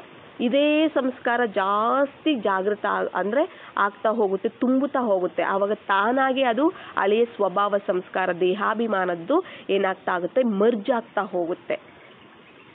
ಆಗ್ತಿದೆಯಲ್ಲ, ಇದೇ ಜಾಸ್ತಿ ನಮಗೆ ಪ್ರಾಕ್ಟೀಸ್ ಆಗ್ತಾ ಹೋಗುತ್ತಲ್ಲ. ಆತ್ಮ ಅಂತ ತಿಳಿದು ಮಾತಾಡೋದು, ನೋಡುವಂಥದ್ದು, ಆತ್ಮಿಕ ದೃಷ್ಟಿ, ವೃತ್ತಿ, ಸ್ಮೃತಿ, ಮಾತು, ಕರ್ಮ ಎಲ್ಲವೂ ಆತ್ಮಿಕವಾಗಿದೆ ಅಂತ ಇದೇ ಅಭ್ಯಾಸ ಆಗ್ತಾ ಇದೆ ಅಂದರೆ ದೇಹದ್ದು ಕಡಿಮೆ ಆಗ್ತಾ ಹೋಗುತ್ತೆ, ಅದು ಮರ್ಜ್ ಆಗ್ಬಿಡುತ್ತೆ. ಆಮೇಲೆ ಇದೇ ಅವಾಗ ಚಾಲ್ತಿಯಲ್ಲಿರುತ್ತೆ, ಇದೇ ಕಾರ್ಯ ವ್ಯವಹಾರಗಳಲ್ಲಿ ಎಲ್ಲದರಲ್ಲೂ ಇದೇನೆ ಇರುತ್ತೆ ಕೂಡ. ಆದ್ದರಿಂದ ನಾವೇನು ಮಾಡಬೇಕಾಗತ್ತೆ, ಪ್ರತಿದಿನ ನಾವು ಆತ್ಮಿಕ ಅಭ್ಯಾಸವನ್ನು ಪರಮಾತ್ಮನ ಸ್ಮೃತಿಯೊಂದಿಗೆ ನಾವು ಮಾಡ್ತಾ ಹೋಗಬೇಕು. ಆತ್ಮದ ಸ್ಮೃತಿ, ಪರಮಾತ್ಮನ ಸ್ಮೃತಿ ಎರಡೂ ಇರಬೇಕು. ಆತ್ಮಕ್ಕೆ ಶಕ್ತಿ ಬರಬೇಕು ಅಂದರೆ ಪರಮಾತ್ಮನ ಸ್ಮೃತಿ ಇರಲೇಬೇಕು. ನಾನು ಆತ್ಮ ಅಂದ್ಕೊಂಡು ಬರೀ ನಾನು ಮಾಡೋದಕ್ಕಾಗೋದಿಲ್ಲ. ಆತ್ಮದ ಸ್ಮೃತಿ ಜೊತೆಗೆ ಪರಮಾತ್ಮನ ಸ್ಮೃತಿನೂ ಸಹ ಇರಬೇಕಾಗತ್ತೆ. ಆಗ ಏನಾಗತ್ತೆ, ಈ ಕರ್ಮೇಂದ್ರಗಳ ಜೊತೆ ಲೆಕ್ಕಾಚಾರ, ದೇಹದ ಜೊತೆ ಲೆಕ್ಕಾಚಾರ ಅನ್ನುವಂತಹದ್ದು ಸಮಾಪ್ತಿ ಆಗ್ತಾ ಹೋಗುತ್ತೆ. ಅಂದರೆ ಆ ಒಂದು ಸಂಸ್ಕಾರ ಅನ್ನುವಂಥದ್ದು ಮರ್ಜ್ ಆಗ್ತಾ ಹೋಗುತ್ತೆ. ಅದಕ್ಕೆ ಸಮಾಪ್ತಿ ಅಂತ ಹೇಳ್ತಿರೋವಂಥದ್ದು. ಮರ್ಜ್ ಆಗ್ತಾ ಹೋಗುತ್ತೆ. ಇವೇ ಜಾಸ್ತಿ ತಯಾರಾಗ್ತಾ ಹೋಗುತ್ತೆ. ಯಾವುದು ಜಾಸ್ತಿ ಇರುತ್ತೆ ಅದೇ ತಾನೇ ಜಾಸ್ತಿ ಕಾಣುವಂತಹದ್ದು, ಕಡಿಮೆ ಇರುವಂಥದ್ದು ಕಾಣೋದಿಲ್ಲ. ಹಾಗಾಗಿ ಇದು ಜಾಸ್ತಿ ಇದೆ ಆತ್ಮಿಕವಾಗಿ ಅಂದರೆ ಇದೇ ಎತ್ತಿ ಕಾಣ್ತಿರುತ್ತೆ, ಎಲ್ಲರಿಗೂ ಕಾಣ್ತಿರುತ್ತೆ, ನಮಗೂ ಸಹ ಅದು ಅನುಭವ ಆಗ್ತಿರುತ್ತೆ ಕೂಡ. ಮತ್ತೆ ಹಾಗೇನೆ ಮತ್ತೆ ಸಂಬಂಧಗಳ ಜೊತೆ, ಸಂಬಂಧಗಳು ಬಾಬಾನೇ ಆಗಿದ್ದಾರೆ. ಯಾಕಂದ್ರೆ ನಮಗೆ ಕರ್ಮ ಬಂಧನಗಳನ್ನು ತಯಾರು ಮಾಡ್ಕೊಂಡ್ಬಿಟ್ಟಿದೀವಿ ಅಲ್ವಾ. ಅಪ್ಪ ಅಮ್ಮ ಅಣ್ಣ ತಮ್ಮ ಎಲ್ಲ ಸಂಬಂಧಗಳು ಅಂತ ಅನ್ಕೊಳ್ತಾ ಕರ್ಮ ಬಂಧನಗಳನ್ನು ತಯಾರು ಮಾಡ್ಕೊಂಡ್ಬಿಟ್ಟಿದೀವಿ. ಕರ್ಮ ಬಂಧನಗಳು ಇರೋದಕ್ಕೇನೆ ನಮಗೆಲ್ಲ ಸಂಬಂಧಗಳು ಸಿಗ್ತಿರೋವಂಥದ್ದು ಕೂಡ. ದೇಹದಾರಿಗಳ ಸಂಬಂಧ ಅವಿಲ್ಲ ಅಂದರೆ ಸಿಗೋದಿಲ್ಲ ಅಲ್ವಾ. ನೋಡಿ, ನಮಗೆ ಲೆಕ್ಕಾಚಾರ ಇರೋದ್ರಿಂದಲೇ ನಾವು ಜನ್ಮ ತಗೊಳ್ಳೋದು ಈ ಕಲಿಯುಗದಲ್ಲಿ. ಈ ಪ್ರಪಂಚದಲ್ಲಿ ನಾವು ಜನ್ಮ ತಗೊಳ್ತಿದೀವಿ ದ್ವಾಪರ ಯುಗದಿಂದ ಅಂದ್ರೇನೆ ಲೆಕ್ಕಾಚಾರ ಇರೋದಕ್ಕೇನೆ, ಇಲ್ಲ ಅಂದ್ರೆ ನಾವು ಜನ್ಮ ತಗೊಳ್ಳೋದಿಲ್ಲ. ಇವಾಗ ಲೆಕ್ಕಾಚಾರ ಎಲ್ಲ ಸಮಾಪ್ತಿ ಆಗೋಯ್ತಂದ್ರೆ ಇಲ್ಲಿ ಜನ್ಮ ತಗೊಳ್ಳಲ್ಲ ನಾವು, ಪರಂಧಾಮಕ್ಕೆ ಹೋಗಿ ಮತ್ತೆ ಸತ್ಯುಗದಲ್ಲಿ ಬರ್ತೀವಿ. ಇಲ್ಲಿದೆ ಲೆಕ್ಕಾಚಾರ. ಲೆಕ್ಕಾಚಾರ ಇಲ್ಲ ಅಂದ್ರೆ ನಾವು ಹುಟ್ಟೋದೇ ಇಲ್ಲ. ಅಂದ್ರೆ ದೇಹದ ಜೊತೆ ಲೆಕ್ಕಾಚಾರ ಇದೆ, ದೇಹದ ಸಂಬಂಧಿಕರ ಜೊತೆ ಲೆಕ್ಕಾಚಾರ ಇದೆ, ಕರ್ಮೇಂದ್ರಿಯಗಳ ಜೊತೆ ಎಲ್ಲದರ ಜೊತೆ ಲೆಕ್ಕಾಚಾರ ಇರೋದ್ರಿಂದಲೇ ನಾವು ಹುಟ್ಟುವಂಥದ್ದು, ಮತ್ತೆ ಸಾಯುವಂಥದ್ದು, ಮತ್ತೆ ಹುಟ್ಟುವುದು, ಮತ್ತೆ ಸಾಯುವಂಥದ್ದು. ಇವೆಲ್ಲ ಬರ್ತಿರುವಂತಹದ್ದೇ ಲೆಕ್ಕಾಚಾರ ಇರೋದ್ರಿಂದ. ಇಲ್ಲಾಂದ್ರೆ ಯಾರು ಹುಟ್ಟೋದಿಲ್ಲ, ಯಾರು ಸಾಯೋದಿಲ್ಲ, ಹಂಗಾಗ್ಬಿಡತ್ತೆ. ಲೆಕ್ಕಾಚಾರ ಇದ್ರೇನೆ ಹುಟ್ಟುವಂತಹದ್ದು. ಕರ್ಮಗಳು ಅಂತ ಹೇಳ್ತೀವಲ್ಲ ನಾವು, ಕರ್ಮಗಳಿದ್ರೇನೆ ನಾವು ಹುಟ್ಟುವಂತಹದ್ದು, ಕರ್ಮ ಲೆಕ್ಕಾಚಾರ ಇರೋದ್ರಿಂದ. ಆಯ್ತಲ್ಲ. ಈಗ ಸಂಬಂಧ ಸಂಪರ್ಕಗಳಿಂದ ಏನೇ ಇರ್ಬೋದು, ಅವರಿಂದ ಏನೇ ತೊಂದರೆ ಬರ್ಬೋದು, ಏನೇ ಸಮಸ್ಯೆ ಇರ್ಬೋದು, ನಮ್ಮ ಹತ್ರ ಬರ್ತಿದೆ ಅಂತಂದ್ರೆ ಅದು ಇಂದಿನ ಜನ್ಮದ್ದು ಸಾಲ ಆಗಿದೆ. ಅದು ನಾವು ಮಾಡಿರ್ಬೋದು, ಅವರು ಮಾಡಿರ್ಬೋದು. ಆ ಸಾಲವನ್ನ ನಾವು ಈ ಸಮಯದಲ್ಲಿ ಆತ್ಮಿಕ ಸ್ಮೃತಿಯಲ್ಲಿರ್ತಾ, ನನ್ನ ಸಹೋದರ ಆತ್ಮಗಳು, ಬಾಬಾರವರ ಸಂತಾನ, ಇವರು ಶಕ್ತಿಶಾಲಿ ಆತ್ಮಗಳು, ಪವಿತ್ರ ಆತ್ಮಗಳು ಅಂತ ನೋಡ್ತಾ, ಅವರಿಗೆ ಏನೇ ಅವರ ಸಂಬಂಧ ಸಂಪರ್ಕದಲ್ಲಿ ಅವ್ರಿಗೆ ನೀವು ಕಾರ್ಯ ವ್ಯವಹಾರಗಳಲ್ಲಿ ಏನೇ ಬಂದರೂ ಕೂಡ ಅವ್ರ ಮಧ್ಯೆ ನೀವು ಆತ್ಮಿಕವಾಗಿ ನಿಮಿತ್ತವಾಗಿ ನೀವು ಮಾಡ್ತಾ ಹೋದಂತೆ ಏನಾಗುತ್ತೆ, ಆ ಕರ್ಮ ಬಂಧನಗಳು ಸಹ ಏನಾಗ್ತಾ ಹೋಗುತ್ತೆ, ಸಮಾಪ್ತಿ ಆಗ್ತಾ ಹೋಗುತ್ತೆ. ಅಂದ್ರೆ ಆತ್ಮ ಅಂತ ನೋಡ್ಬೇಕು, ಅಪ್ಪ ಅಮ್ಮ ಪತಿ ಪತ್ನಿ ಅಂತಲ್ಲ, ಆತ್ಮಗಳು ನನ್ನ ಸಹೋದರ ಆತ್ಮಗಳು, ನಾವೆಲ್ಲ ಒಬ್ಬ ತಂದೆ ಮಕ್ಕಳಾಗಿದ್ದೀವಿ ಆಯ್ತಾ. ಇವರು ಸಹ ಬ್ರಹ್ಮ ಮುಖ ವಂಶಾವಳಿ ಆತ್ಮಗಳಾಗಿದ್ದಾರೆ. ಇದು ಈ ಸ್ಮೃತಿಯಲ್ಲಿ ಇರ್ತಾ ನಾವು ಮಾಡ್ತಾ ಹೋಗ್ಬೇಕು, ಅವ್ರ ಜೊತೆ ವ್ಯವಹಾರದಲ್ಲಿ ಬರ್ತಾ ಹೋಗ್ಬೇಕಾಗುತ್ತೆ. ಆತ್ಮಿಕವಾಗಿರ್ಬೇಕು ನಮ್ಗೆ ಇಲ್ಲೆಲ್ಲನೂ ಸಹ. ಮತ್ತೆ ನೀವು ನಿಮಿತ್ತವಾಗಿ ಅವ್ರಿಗೆ ಏನೇ ಮಾಡಿದ್ರು ನಿಮಿತ್ತವಾಗಿ ಮಾಡಬೇಕಾಗತ್ತೆ. ಮತ್ತೆ ಕನೆಕ್ಷನ್ ಬಾಬಾ ಜೊತೆನೇ ಇರಬೇಕು. ಅವರಿಂದ ನಮಗೆ ಏನೇ ಸಹಯೋಗ ಕೊಟ್ಟರು ಬಾಬಾ ಕೊಡ್ತಿದ್ದಾರೆ, ನಮ್ಮಿಂದ ಏನೇ ಅವ್ರಿಗೆ ಸಹಯೋಗ ಹೋದ್ರು ಬಾಬಾ ಮಾಡಿಸ್ತಿದ್ದಾರೆ ನನ್ನ ಮೂಲಕ. ಇದೇ ಇರಬೇಕಾಗತ್ತೆ. ಇಲ್ಲ ಅವರು ಮಾಡಿದ್ರು ಅನ್ನೋದು ಬರಬಾರ್ದು, ನಾನು ಮಾಡಿದೆ ಅನ್ನೋವಂತಹದ್ದು ಬರಬಾರ್ದು. ಅದಕ್ಕೆ ಹೇಳುವಂಥದ್ದು ನಾನು ನನ್ನದು ಅನ್ನುವಂಥದ್ದು ಇರಬಾರ್ದು. ಈ ದೇಹನೇ ನಾನು ನಾನು ನಾನು ಅನ್ಕೊಳ್ತಾ ಬಂದ್ವಿ, ಮತ್ತೆ ದೇಹದಾರಿಗಳನ್ನೇ ನನ್ನವರು ನನ್ನವರು ಅನ್ಕೊಳ್ತಾ ಬಂದ್ವಿ. ಅದೇ ಲೆಕ್ಕಾಚಾರ ಆಗಿರುವಂಥದ್ದು. ಇವುಗಳನ್ನೇ ನಾವೀಗ ನಾನು ಆತ್ಮ ಆಗಿದ್ದೀನಿ, ನಾನು ಆತ್ಮ ಆತ್ಮ ಆತ್ಮ ಮತ್ತೆ ನನ್ನವರು ಅಂದ್ರೆ ಬಾಬಾ ಒಬ್ಬರಾಗಿದ್ದಾರೆ, ಇಷ್ಟೇ ಇರಬೇಕಾಗತ್ತೆ ಆತ್ಮಿಕವಾಗಿ. ಆಗ ಎಲ್ಲವನ್ನೂ ಸಹ ನಾವು ಸಮಾಪ್ತಿ ಮಾಡ್ಕೋಬಹುದು. ಈಗ ನಾವು ಏನು ಇಂದಿನ ಜನ್ಮಗಳಲ್ಲಿ ಯಾರ್ಯಾರಿಗೆ ಏನೇನು ಕೊಟ್ಟಿದ್ದೀವಿ, ಅದು ಒಳ್ಳೇದೇ ಕೊಟ್ಟಿರ್ಬೋದು, ಕೆಟ್ಟದ್ದೇ ಕೊಟ್ಟಿರ್ಬೋದು, ಸುಖನೇ ಕೊಟ್ಟಿರ್ಬೋದು, ದುಃಖನೇ ಕೊಟ್ಟಿರ್ಬೋದು, ಏನೆಲ್ಲ ಕೊಟ್ಟಿದ್ದೀವಿ ಅವರು ನಮಗೆ ಅಪ್ಪ ಆಗಿ, ಅಮ್ಮ ಆಗಿ, ಪತ್ನಿಯಾಗಿ, ಪತಿಯಾಗಿ, ಮಕ್ಕಳಾಗಿ, ಮೊಮ್ಮಕ್ಕಳಾಗಿ, ಅತ್ತೆ ಆಗಿ, ಮಾವ ಆಗಿ, ಎಲ್ಲ ಸಂಬಂಧದ ರೂಪದಲ್ಲಿ ಫ್ರೆಂಡ್ ಆಗಿ, ಇನ್ನೊಂದೇನೋ ದೂರದ ರಿಲೇಷನ್ ಆಗಿ ಬರ್ತಾರೆ. ಬಂದು ನಮ್ಮ ಸಮೀಪ, ನಮ್ಮ ಹತ್ತಿರದಲ್ಲಿ ಬರ್ತಾರೆ ಅವರು. ಕೊಟ್ಟಿರ್ತೀವಿ. ಅದೇ ಹೇಳಿದ್ರಲ್ಲ, ನಾವು ಏನು ಕೊಡಬೇಕಾಗಿತ್ತೋ ಅವರಿಗೆ ಶಾಂತಿ, ಪ್ರೀತಿ ಅವುಗಳನ್ನು ಕೊಡಬೇಕಾಗಿರುವಂತಹದ್ದು. ಯಾಕಂದರೆ ಅವರು ಆತ್ಮಗಳು, ನಾವು ಆತ್ಮಗಳು. ಅದನ್ನು ದೇಹದ ಸ್ಮೃತಿಯಲ್ಲಿರೋದ್ರಿಂದ ಆತ್ಮದಲ್ಲಿ ಗುಣಗಳು ಸ್ಮೃತಿನೂ ಇರೋದಿಲ್ಲ, ಅವ್ರಿಗೂ ಇರೋದಿಲ್ಲ, ನಮಗೂ ಇರೋದಿಲ್ಲ. ಮತ್ತು ನಾವು ಕೊಡೋದು ದುಃಖನೇ, ಅವ್ರು ಕೊಡೋದು ದುಃಖನೇ ಆಗಿರುತ್ತೆ. ದೈಹಿಕ ಪ್ರೀತಿ, ದೈಹಿಕ ಸ್ನೇಹನೇ ಕೊಡ್ತಾ ಇರ್ತೀವಿ ನಾವು, ತಗೊಳ್ತಾ ಇರ್ತೀವಿ ನಾವು. ಮತ್ತು ಅದು ಆತ್ಮವನ್ನು ಸ್ಯಾಟಿಸ್ಫ್ಯಾಕ್ಷನ್ ಮಾಡೋದಿಲ್ಲ ಅವು ಅಲ್ವಾ. ಅವೆಲ್ಲನೂ ಸಹ ಆತ್ಮವನ್ನು ಸ್ಯಾಟಿಸ್ಫ್ಯಾಕ್ಷನ್ ಮಾಡೋದಿಲ್ಲ. ಅವೆಲ್ಲನೂ ಸಹ ಲೆಕ್ಕಾಚಾರ ಆಗ್ಬಿಡತ್ತೆ. ದೇಹ ಅಂತ ನೋಡ್ತೀವಿ ಅಂದ್ರೆ ಅದು ಲೆಕ್ಕಾಚಾರ ಆಗ್ಬಿಡತ್ತೆ. ದೇಹ ಅಂತ ಸ್ಮೃತಿ ಮಾಡ್ತೀವಿ ಅಂದ್ರೆ, ಸಂಕಲ್ಪದಲ್ಲಿ ದೇಹದ ಸ್ಮೃತಿ ಬಂತು ಅಂದ್ರೂ ಅದು ಲೆಕ್ಕಾಚಾರ ತಯಾರಾಗ್ಬಿಡತ್ತೆ. ದೇಹ ಅಂತ ನೋಡ್ತಿದ್ದೀನಿ ಅಂದ್ರೆ ಮತ್ತೆ ಲೆಕ್ಕಾಚಾರ ತಯಾರಾಯಿತು. ಮತ್ತೆ ಕಣ್ಣಿಂದ ನೋಡಿದ್ನಲ್ಲ ದೇಹವನ್ನು, ಮತ್ತೆ ಅದು ಲೆಕ್ಕಾಚಾರ ತಯಾರಾಯಿತು, ಸಂಸ್ಕಾರ ತಯಾರಾಗೋಯ್ತು. ಮತ್ತೆ ದೇಹ ಅಂತಲೇ ನಾನು ನೋಡ್ತಾ ಹೋಗ್ತೀನಿ. ಆತ್ಮ ಅಂತ ನೋಡಿದಾಗ ಆತ್ಮದ ಸಂಸ್ಕಾರ ಅನ್ನುವಂಥದ್ದು ಇರುತ್ತೆ, ದೇಹದ ಸಂಸ್ಕಾರ ಅನ್ನುವಂಥದ್ದು ಬರೋದಿಲ್ಲ. ಅವರೆಲ್ಲರೂ ಆ ಸಂಬಂಧಗಳ ರೂಪದಲ್ಲಿ ಬಂದಿರ್ತಾರೆ. ಅದು ಸಾಲ ಅಂತ ನಾವು ಹೇಳ್ಬೋದು. ಸಾಲ ತೀರಿಸೋದಕ್ಕೆ ನಾವು ರೆಡಿ ಆಗಿರಬೇಕು. ಯಾವ ರೀತಿ ಸಾಲ ತೀರಿಸ್ಕೋಬೇಕು? ಬಾಬಾ ಅವರ ಮೂಲಕ ತೀರಿಸ್ಬೇಕಾಗತ್ತೆ. ಅಂದರೆ ಬಾಬಾ ಅವರವರ ಪ್ರೀತಿ, ಶಕ್ತಿ, ಗುಣಗಳು ಏನೇನಿದ್ದಾವೆ ಅವುಗಳೆಲ್ಲ ತಗೊಂಡು ನಾವು ಅವರಿಗೆ ಕೊಡ್ತಾ ಹೋಗ್ಬೇಕಾಗತ್ತೆ. ಅಂದರೆ ಆ ಸ್ವರೂಪದಲ್ಲಿ ನಾವು ಬರಬೇಕು. ಆತ್ಮದ ಸ್ವರೂಪದಲ್ಲಿ ಇರ್ತಾ, ಸ್ಮೃತಿ ಸ್ಥಿತಿ ಸ್ವರೂಪದಲ್ಲಿ, ಆ ಗುಣಗಳ ಸ್ಮೃತಿಯಲ್ಲಿ ನಾವು ಬರ್ತಾ, ಆ ಸ್ವರೂಪದಲ್ಲಿ ಬರ್ತಾ ಅವರಿಗೆ ಅವುಗಳ ವೈಬ್ರೇಷನನ್ನು ಕಳಿಸ್ತಾ ನಾವು ಪ್ರತಿದಿನ ನಾವು ಅವರಿಗೆ ಆ ಒಂದು ಲೆಕ್ಕಾಚಾರವನ್ನು ನಾವು ತೀರಿಸ್ಬೇಕಾಗತ್ತೆ, ಆ ಸಾಲವನ್ನು ತೀರಿಸ್ಬೇಕಾಗತ್ತೆ. ಈಗ ಎಲ್ಲನೂ ಜಾಸ್ತಿ ಆಗುತ್ತೆ ಲೆಕ್ಕಾಚಾರಗಳು. ಯಾಕೆ ಅಂದರೆ ಈಗ ಅಂತಿಮ ಸಮಯ ಆಗಿದೆ, ಅಂತಿಮ ಜನ್ಮ ಆಗಿದೆ. ಈಗ ನಾವು ಮನೆಗೆ ಹೋಗ್ಬೇಕು ಅಲ್ವಾ, ವಾಪಸ್ ಮನೆಗೆ ಹೋಗ್ಬೇಕು. ಮತ್ತೆ ಬರೋದು ಯಾವಾಗ? ಮತ್ತೆ ತ್ರೇತಾಯುಗ ಆದಮೇಲೆ. ಅರ್ಧಕಲ್ಪ ಅಂತೂ ನಾವು ದೇಹದಲ್ಲಿ ನಾವು ಬರೋದೇ ಇಲ್ಲ ಅಲ್ವಾ, ದೇಹದ ಸ್ಮೃತಿಯಲ್ಲಿ ನಾವು ಬರೋದೇ ಇಲ್ಲ ಅರ್ಧಕಲ್ಪ. ಮತ್ತೆ ಹೊರಟೋಗ್ತೀವಿ, ಮನೆಗೆ ಹೊರಟೋಗ್ತೀವಿ. ಈಗ ಮತ್ತೆ ಅರ್ಧಕಲ್ಪದ್ದೇನೇನೆಲ್ಲ ನಾವು ಸಾಲ ಮಾಡಿದ್ದೀವಿ ಅದೆಲ್ಲ ಈಗ ನಾವು ತೀರಿಸ್ಬೇಕಾಗತ್ತೆ. ಈಗ ನೋಡಿ, ಯಾರಾದರೂ ಒಬ್ಬ ವ್ಯಕ್ತಿ ಇದ್ದಾರೆ, ಅವರು ಯಾರ ಹತ್ರ ಆದರೂ ಆ ಊರಲ್ಲಿರೋ ವ್ಯಕ್ತಿ ಹತ್ರನೇ ಸಾಲ ಮಾಡಿರ್ತಾರೆ ಅಂದ್ಕೊಳ್ಳಿ, ಸಾಲ. ಮತ್ತು ಆ ಸಾಲವನ್ನು ತಗೊಂಡಿದ್ದಾರೆ, ಮತ್ತು ಅವರಿಗೆ ಬೇರೆ ಕಡೆ ಹೋಗಬೇಕಾಗಿರೋವಂಥ ಪರಿಸ್ಥಿತಿ ಬರುತ್ತೆ. ಯಾರು ಸಾಲ ತಗೊಂಡಿರೋರು ಬೇರೆ ಊರಿಗೆ ಹೋಗೋ ಅವಶ್ಯಕತೆ ಇರುತ್ತೆ, ಹೋಗಬೇಕಾಗತ್ತೆ. ಆಗ ಸಾಲ ಕೊಟ್ಟಿರೋರು ಏನು ಮಾಡ್ತಾರೆ ಹೇಳಿ? ನೀವು ಹೋಗ್ತಿದ್ದೀರಾ, ನಮ್ಮ ಸಾಲ ತೀರಿಸ್ಬಿಟ್ಟು ಹೋಗ್ಬಿಡಿ, ಮತ್ತು ನೀವು ಸಿಗೋದಿಲ್ಲ, ಆಗೋದಿಲ್ಲ, ನಮ್ಗೆ ಕೊಟ್ಟೋಗಿ ಅಲ್ವಾ. ಅವರು ಕೊಡೋವರೆಗೂ ಬಿಡೋದಿಲ್ಲ, ಬಂದು ಕೂತ್ಕೋತಾರೆ, ಮನೆ ಹತ್ರ ಬರ್ತಿದ್ದಾರೆ, ಎಲ್ಲಿ ಸಿಕ್ಕಿದ್ರು ಕೇಳ್ತಿರ್ತಾರೆ, ಮಾನ ಮರ್ಯಾದೆ ಎಲ್ಲ ತೆಗೆದು ಬಿಡ್ತಾರೆ ಅವರು.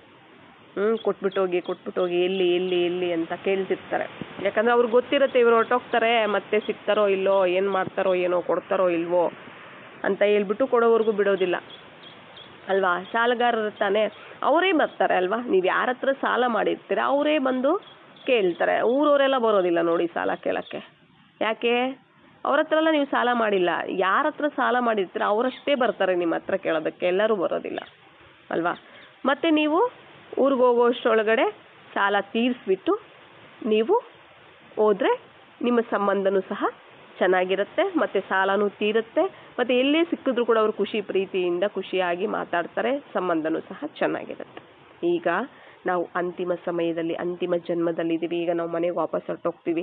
ಇಂಥ ಜನ್ಮಗಳಲ್ಲಿ ಅಂದರೆ ಇಂದಿನ ಜನ್ಮಗಳಲ್ಲಿ ನಾವು ಏನೇನು ಕೊಟ್ಟು ತೊಗೊಂಡಿದ್ದೀವಿ, ಏನೇನು ಸಾಲ ಇದೆ ಅದೀಗ ತೀರಿಸ್ಬೇಕಾಗತ್ತೆ. ಇವಾಗೆಲ್ಲ ಬರ್ತಾರೆ, ಅತ್ತೆಯಾಗಿ, ಮಾವಾಗಿ, ಗಂಡಾಗಿ, ಪತಿಯಾಗಿ, ಪತ್ನಿಯಾಗಿ, ಮಕ್ಕಳಾಗಿ, ಇನ್ನೊಂದೇನೋ ಸಂಬಂಧದಲ್ಲಿ ಫ್ರೆಂಡಾಗಿ, ಅವರಾಗಿ ಇವರಾಗಿ, ಮೋಸ, ವಂಚನೆ, ದುಃಖ ಕೊಡೋ ರೀತಿಯಲ್ಲಿ, ಸಮಸ್ಯೆಗಳು ತರೋ ರೀತಿಯಲ್ಲಿ ಎಲ್ಲ ರೂಪದಲ್ಲಿ ಬರ್ತಾರೆ. ನಾನು ಹಿಂದೆ ಮಾಡಿರೋ ಸಾಲ ಅದು ಎಲ್ಲ ಬರ್ತಾರೆ. ಅವರೇ ಬರೋದು, ಪ್ರಪಂಚದವರೆಲ್ಲರೂ ಬರೋದಿಲ್ಲ, ಅವರೇ ಬರ್ತಾರೆ. ಅವ್ರು ಬಂದಾಗ ಏನು ಮಾಡಬೇಕಾಗತ್ತೆ? ನಾವು ಸ್ವೀಕಾರ ಮಾಡಬೇಕಾದನ್ನು. ಅವ್ರೇನು ದುಃಖ ಕೊಡ್ತಾರೋ, ಕಷ್ಟ ಕೊಡ್ತಾರೋ, ಏನು ಕೊಡ್ತಾರೋ, ಆಗ ಆ ಸಮಯದಲ್ಲಿ ನಾವೇನು ಮಾಡಬೇಕು? ಇದು ಲೆಕ್ಕಾಚಾರ ಆಗಿದೆ, ಆ ಲೆಕ್ಕಾಚಾರ ತೀರಬೇಕು, ಸಮಾಪ್ತಿ ಆಗಬೇಕು ಅಂದರೆ ನಾನೇನು ಮಾಡಬೇಕಾಗತ್ತೆ? ಆತ್ಮದ ಸ್ಮೃತಿಯಲ್ಲಿರಬೇಕು, ಬಾಬಾ ಸ್ಮೃತಿಯಲ್ಲಿರಬೇಕು. ಅವರನ್ನು ಆತ್ಮಿಕ ಸಹೋದರರಾಗಿ ನಾನು ನೋಡಬೇಕು. ಸದಾ ಪ್ರತಿದಿನ ವರದಾನಗಳ ಮೂಲಕ ಆಶೀರ್ವಾದಗಳನ್ನು ಕೊಡ್ತಾ ಹೋಗಬೇಕು. ಅವ್ರು ನಿಂದನೆ ಮಾಡಿದ್ರು ನೀವು ಆಶೀರ್ವಾದಗಳನ್ನು ಕೊಡ್ತಾ ಹೋಗಬೇಕು. ಶುಭ ಭಾವನೆ, ಕಲ್ಯಾಣ ಭಾವನೆಯಿಂದ ಕೊಡ್ತಾ ಹೋಗ್ತೀರಾ ಅಂತಂದರೆ ಏನಾಗ್ಬಿಡುತ್ತೆ, ಅವರ ಒಂದು ಕಷ್ಟ ಅವ್ರು ಏನು ನಮಗೆ ಕೊಡೋಕ್ಕೆ ಬರ್ತಾರಲ್ಲ ಅದೆಲ್ಲನೂ ಸಹ ಸಮಾಪ್ತಿ ಆಗಿಬಿಡುತ್ತೆ. ಬರುತ್ತೆ ಅದು ನಮ್ಮ ಹತ್ರ, ಅದರ ಮುಳ್ಳಿನ ಸಮಾನವಾಗಿ ಹೊರಟೋಗುತ್ತೆ. ತ್ರಿಶೂಲದಂತೆ ಬರುವಂತಹ ಸಮಸ್ಯೆಗಳು, ವಿಘ್ನಗಳು, ನಿಂದನೆಗಳೆಲ್ಲವೂ ಸಹ ಕಷ್ಟಗಳು ಮುಳ್ಳಿನ ಸಮಾನವಾಗಿ ಹೊರಟೋಗ್ಬಿಡುತ್ತೆ. ಅವು ಬಂದರೂ ಸಹ ಅದು ನಮಗೆ ಅಷ್ಟು ನೋವು ದುಃಖ ಕೊಟ್ಟು ಹೋಗೋದಿಲ್ಲ. ಹಂಗೆ ಬಂದಂಗೆ ಹೊರಟೋಗ್ಬಿಡುತ್ತೆ. ಏನೋ ಹಂಗೆ ಬಂದು ಹಂಗೆ ಹೋಯ್ತು, ಆ ಥರ ಇರುತ್ತೆ. ಸುಮಾರು ದಿವಸ ಇದ್ದು ನಮಗೆ ಕಷ್ಟ ನೋವು ಎಲ್ಲ ಕೊಡೋದಿಲ್ಲ ಅವು, ಆಯ್ತಲ್ಲ. ಅಷ್ಟು ನಾವು ಯೋಗ ಶಕ್ತಿಯನ್ನು ಬೆಳೆಸ್ಕೊಂಡಿರ್ಬೇಕು ಕೂಡ, ಆತ್ಮಿಕ ಶಕ್ತಿಯನ್ನು ಬೆಳೆಸ್ಕೊಂಡಿರ್ಬೇಕು ಕೂಡ. ಅವರೆಲ್ಲರೂ ಅದಕ್ಕೆ ಬಾಬಾ ಹೇಳ್ತಾರೆ, ನೀವು ಯಾವಾಗ ಅಪ್ಪ ಅಮ್ಮ ಅಣ್ಣ ತಮ್ಮ ಅಂತ ನೀವು ಸಂಬಂಧಗಳು ಅಂತ ದೇಹದಾರಿಗಳನ್ನು ನೋಡ್ತೀರಾ, ಆಗ ಲೆಕ್ಕಾಚಾರ ಜಾಸ್ತಿ ಆಗುತ್ತೆ. ಅರ್ಧಕಲ್ಪದಿಂದ ತಯಾರು ಮಾಡ್ಕೊಂಡಿರೋದಷ್ಟೇ ಅಲ್ಲ, ಈಗ ಇನ್ನೂ ಜಾಸ್ತಿ ಆಗುತ್ತೆ.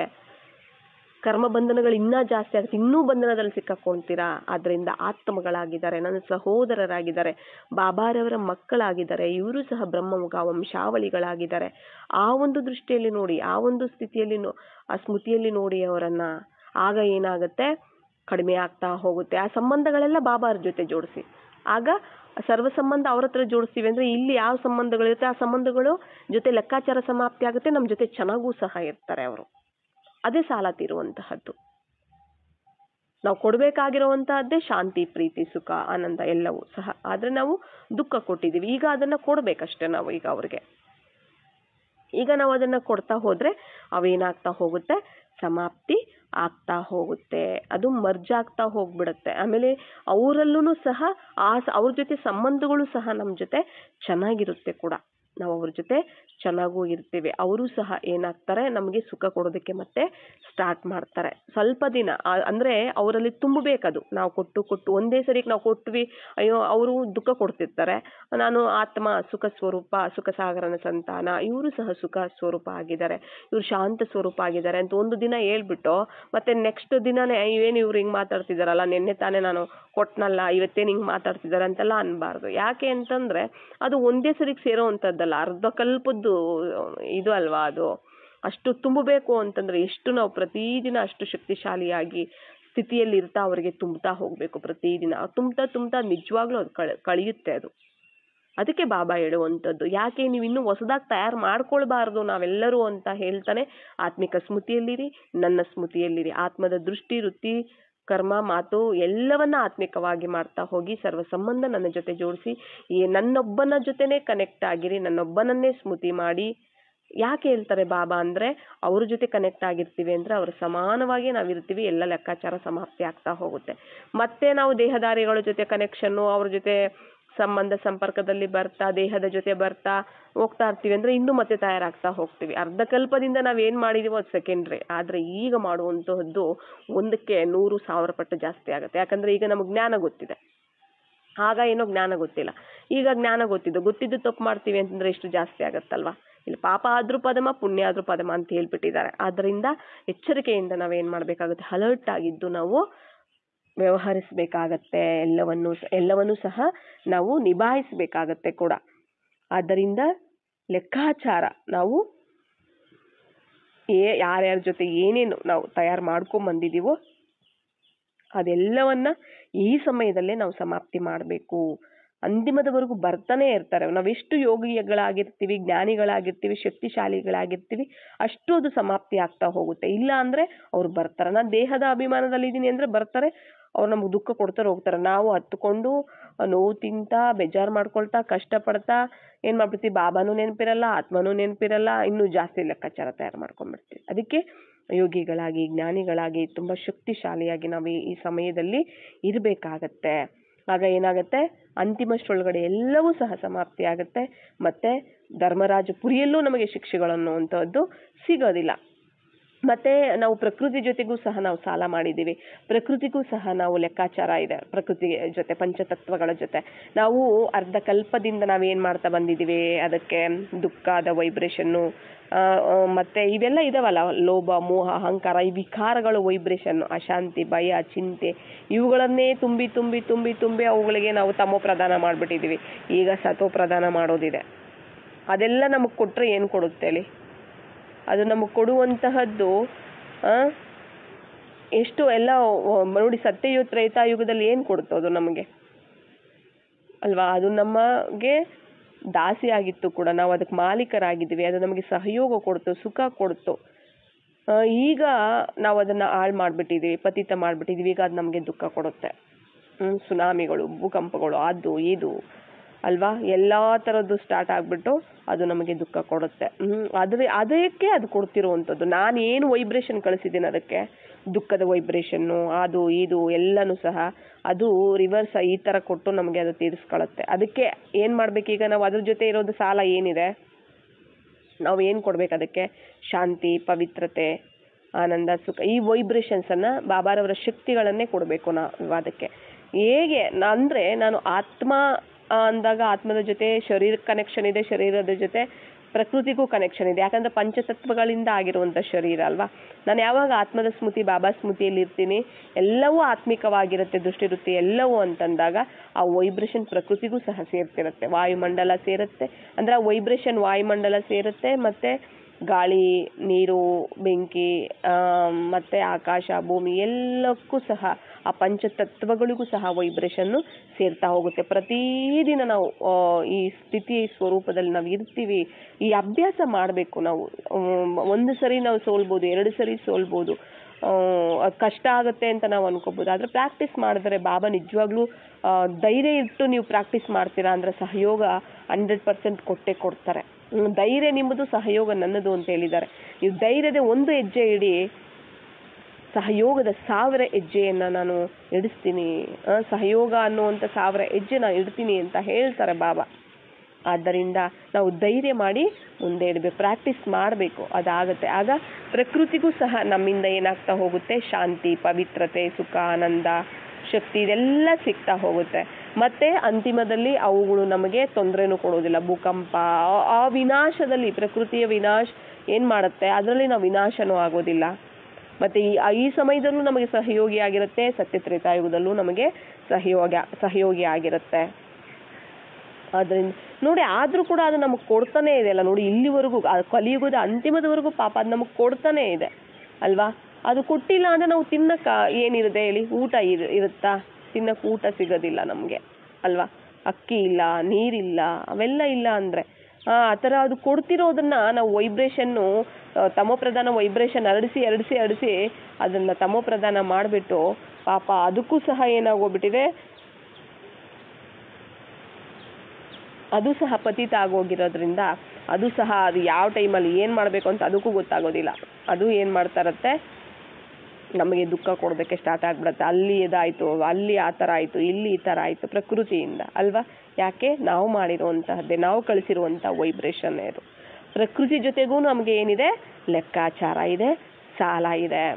ಅದಕ್ಕೆ ಅದು ನಮಗೆ ತೊಂದರೆ ಕೊಡುತ್ತೆ. ಆದ್ದರಿಂದ ನಾವು ಪ್ರತಿದಿನ ನಾವು ಬಾಬಾರವರ ಸ್ಮೃತಿಯಲ್ಲಿರ್ತಾ, ಆತ್ಮದ ಸ್ಮೃತಿಯಲ್ಲಿರ್ತಾ ಅವರ ಶಕ್ತಿಗಳನ್ನು ಕೊಡಬೇಕಾಗತ್ತೆ. ನಾವು ಯೋಗದ ಮೂಲಕ ಕೊಡ್ತಾ ಹೋಗ್ತೀವಿ ಅಂದರೆ ಅದ್ರ ಜೊತೆನೂ ನಮ್ಮದು ಲೆಕ್ಕಾಚಾರ ಸಮಾಪ್ತಿ ಆಗ್ತಾ ಹೋಗುತ್ತೆ. ತಿರಸ್ಕಾರ ಮಾಡಬಾರ್ದು ಅದ್ರ ಜೊತೆಗೂ ಕೂಡ ತಿರಸ್ಕಾರ ಮಾಡೋಕ್ಕೆ ಹೋಗಬಾರ್ದು ಪ್ರಕೃತಿಯನ್ನು. ಅದು ಬಿಸಿಲು ಕೊಡುತ್ತೋ, ಮಳೆ ಕೊಡುತ್ತೋ, ಜಾಸ್ತಿ ಏನಾದರೂ ಜಾಸ್ತಿ ಕೊಡಲಿ, ಅದು ಇರೋದು ಪಾಪ ವಾನಪ್ರಸ್ಥ ಅವಸ್ಥೆಯಲ್ಲಿ.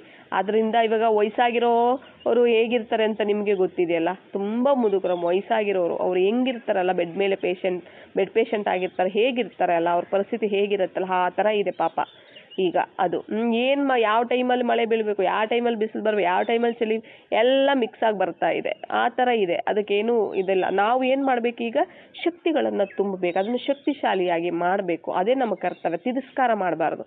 ಮಳೆ ಬಂದರೆ ಜೋರಾಗಿ ಏನು ಹಿಂಗೆ ಮಳೆ ಬರ್ತಿದೆ ಅಂತೀವಿ, ಬೈತೀವಿ, ಶಾಪ ಹಾಕ್ತೀವಿ. ಮನುಷ್ಯರು ಆಗ್ತಾರೆ ತಾನೆ. ಬಿಸಿಲು ಜಾಸ್ತಿ ಆದರೂ ಬೈತಾರೆ, ಏನು ಜಾಸ್ತಿ ಆದರೂ ಬೈತಾರೆ, ಎಲ್ಲದಕ್ಕೂ ಸಹ. ಅದು ಸಹ ಮಾಡಬಾರ್ದು ನಾವು. ಅದು ಪರಿಸ್ಥಿತಿ ಆಗಿದೆ. ಆದ್ದರಿಂದ ನಾವು ಶಕ್ತಿಗಳು, ಗುಣಗಳನ್ನೇ ನಾವು ಬಾಬಾರವರಿಂದ ತಗೊಂಡೋಗಿ ಕೊಡೋದಕ್ಕೆ ನಿಮಿತ್ತ ಆಗಬೇಕು ನಾವು.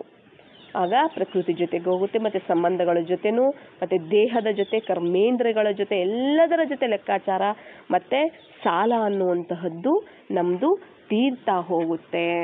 ಇವೆಲ್ಲನೂ ಸಹ ನಾವು ಸಾಲ ಇಲ್ಲೇ ತೀರಿಸ್ಕೋಬೇಕಾಗ ಧರ್ಮರಾಜಪುರಿಯಲ್ಲಿ ಯಾವುದೂ ಉಳಿಯೋದಿಲ್ಲ. ಮತ್ತು ಮನಸ್ಸು, ಅದಕ್ಕೆ ಮನಸ್ಸಿನ ಸೇವೆ ಜಾಸ್ತಿ ಮಾಡಬೇಕು. ಮನಸ್ಸಿನ ಜೊತೆನೂ ಸಹ ಲೆಕ್ಕಾಚಾರ ಇದೆ, ಮನಸ್ಸಿನ ಜೊತೆನೂ ಅಲ್ವಾ. ನಾವು ಮನಸ್ಸಿಂದ ಯಾರ್ಯಾರ ಬಗ್ಗೆನೋ ಯೋಚನೆ ಮಾಡ್ತೀವಿ, ಯಾರ್ಯಾರ ಬಗ್ಗೆನೋ ಬೈಕೋತೀವಿ, ನಿಂದನೆ ಮಾಡ್ತೀವಿ. ಬಾಯಲ್ಲಿ ಹೇಳಿಲ್ಲ ಅಂದರೂ ಕೂಡ ಮನಸ್ಸಲ್ಲಿ ಮಾತ್ರ ಮಾಡ್ತಾ ಇರ್ತೀವಿ ಅಲ್ವಾ. ಬಾಯಲ್ಲಿ ಹೇಳಿಲ್ಲ ಅಂದ್ರೂ ಕೂಡ ಮನಸ್ಸಲ್ಲಿ ಜಾಸ್ತಿ ನಡೀತಿರುತ್ತೆ. ಆದ್ರೆ ಆ ವೈಬ್ರೇಷನ್ನು ಬಾಯಲ್ಲಿ ಹೇಳೋದಕ್ಕಿಂತ ವೈಬ್ರೇಷನ್ನು ಮನಸ್ಸಿಂದನೇ ಜಾಸ್ತಿ ಹರಡೋದು, ಜಾಸ್ತಿ ಫಾಸ್ಟಾಗಿ ಬೇರೆ ಹರಡುತ್ತೆ. ಅದಕ್ಕೆ ಮನಸ್ಸನ್ನು ಅಷ್ಟೇನೆ, ಮನಸ್ಸಿಂದನೂ ಸಹ ನಾವು ಸ್ವಚ್ಛ ಆಗಬೇಕು, ಪವಿತ್ರ ಆಗಬೇಕು. ಮನಸ್ಸು ಸ್ವಚ್ಛ ಪವಿತ್ರ ಆಯಿತು ಅಂದರೆ ಬುದ್ಧಿನೂ ಸಹ ಸ್ವಚ್ಛ ಪವಿತ್ರ ಆಗ್ತಾ ಹೋಗುತ್ತೆ.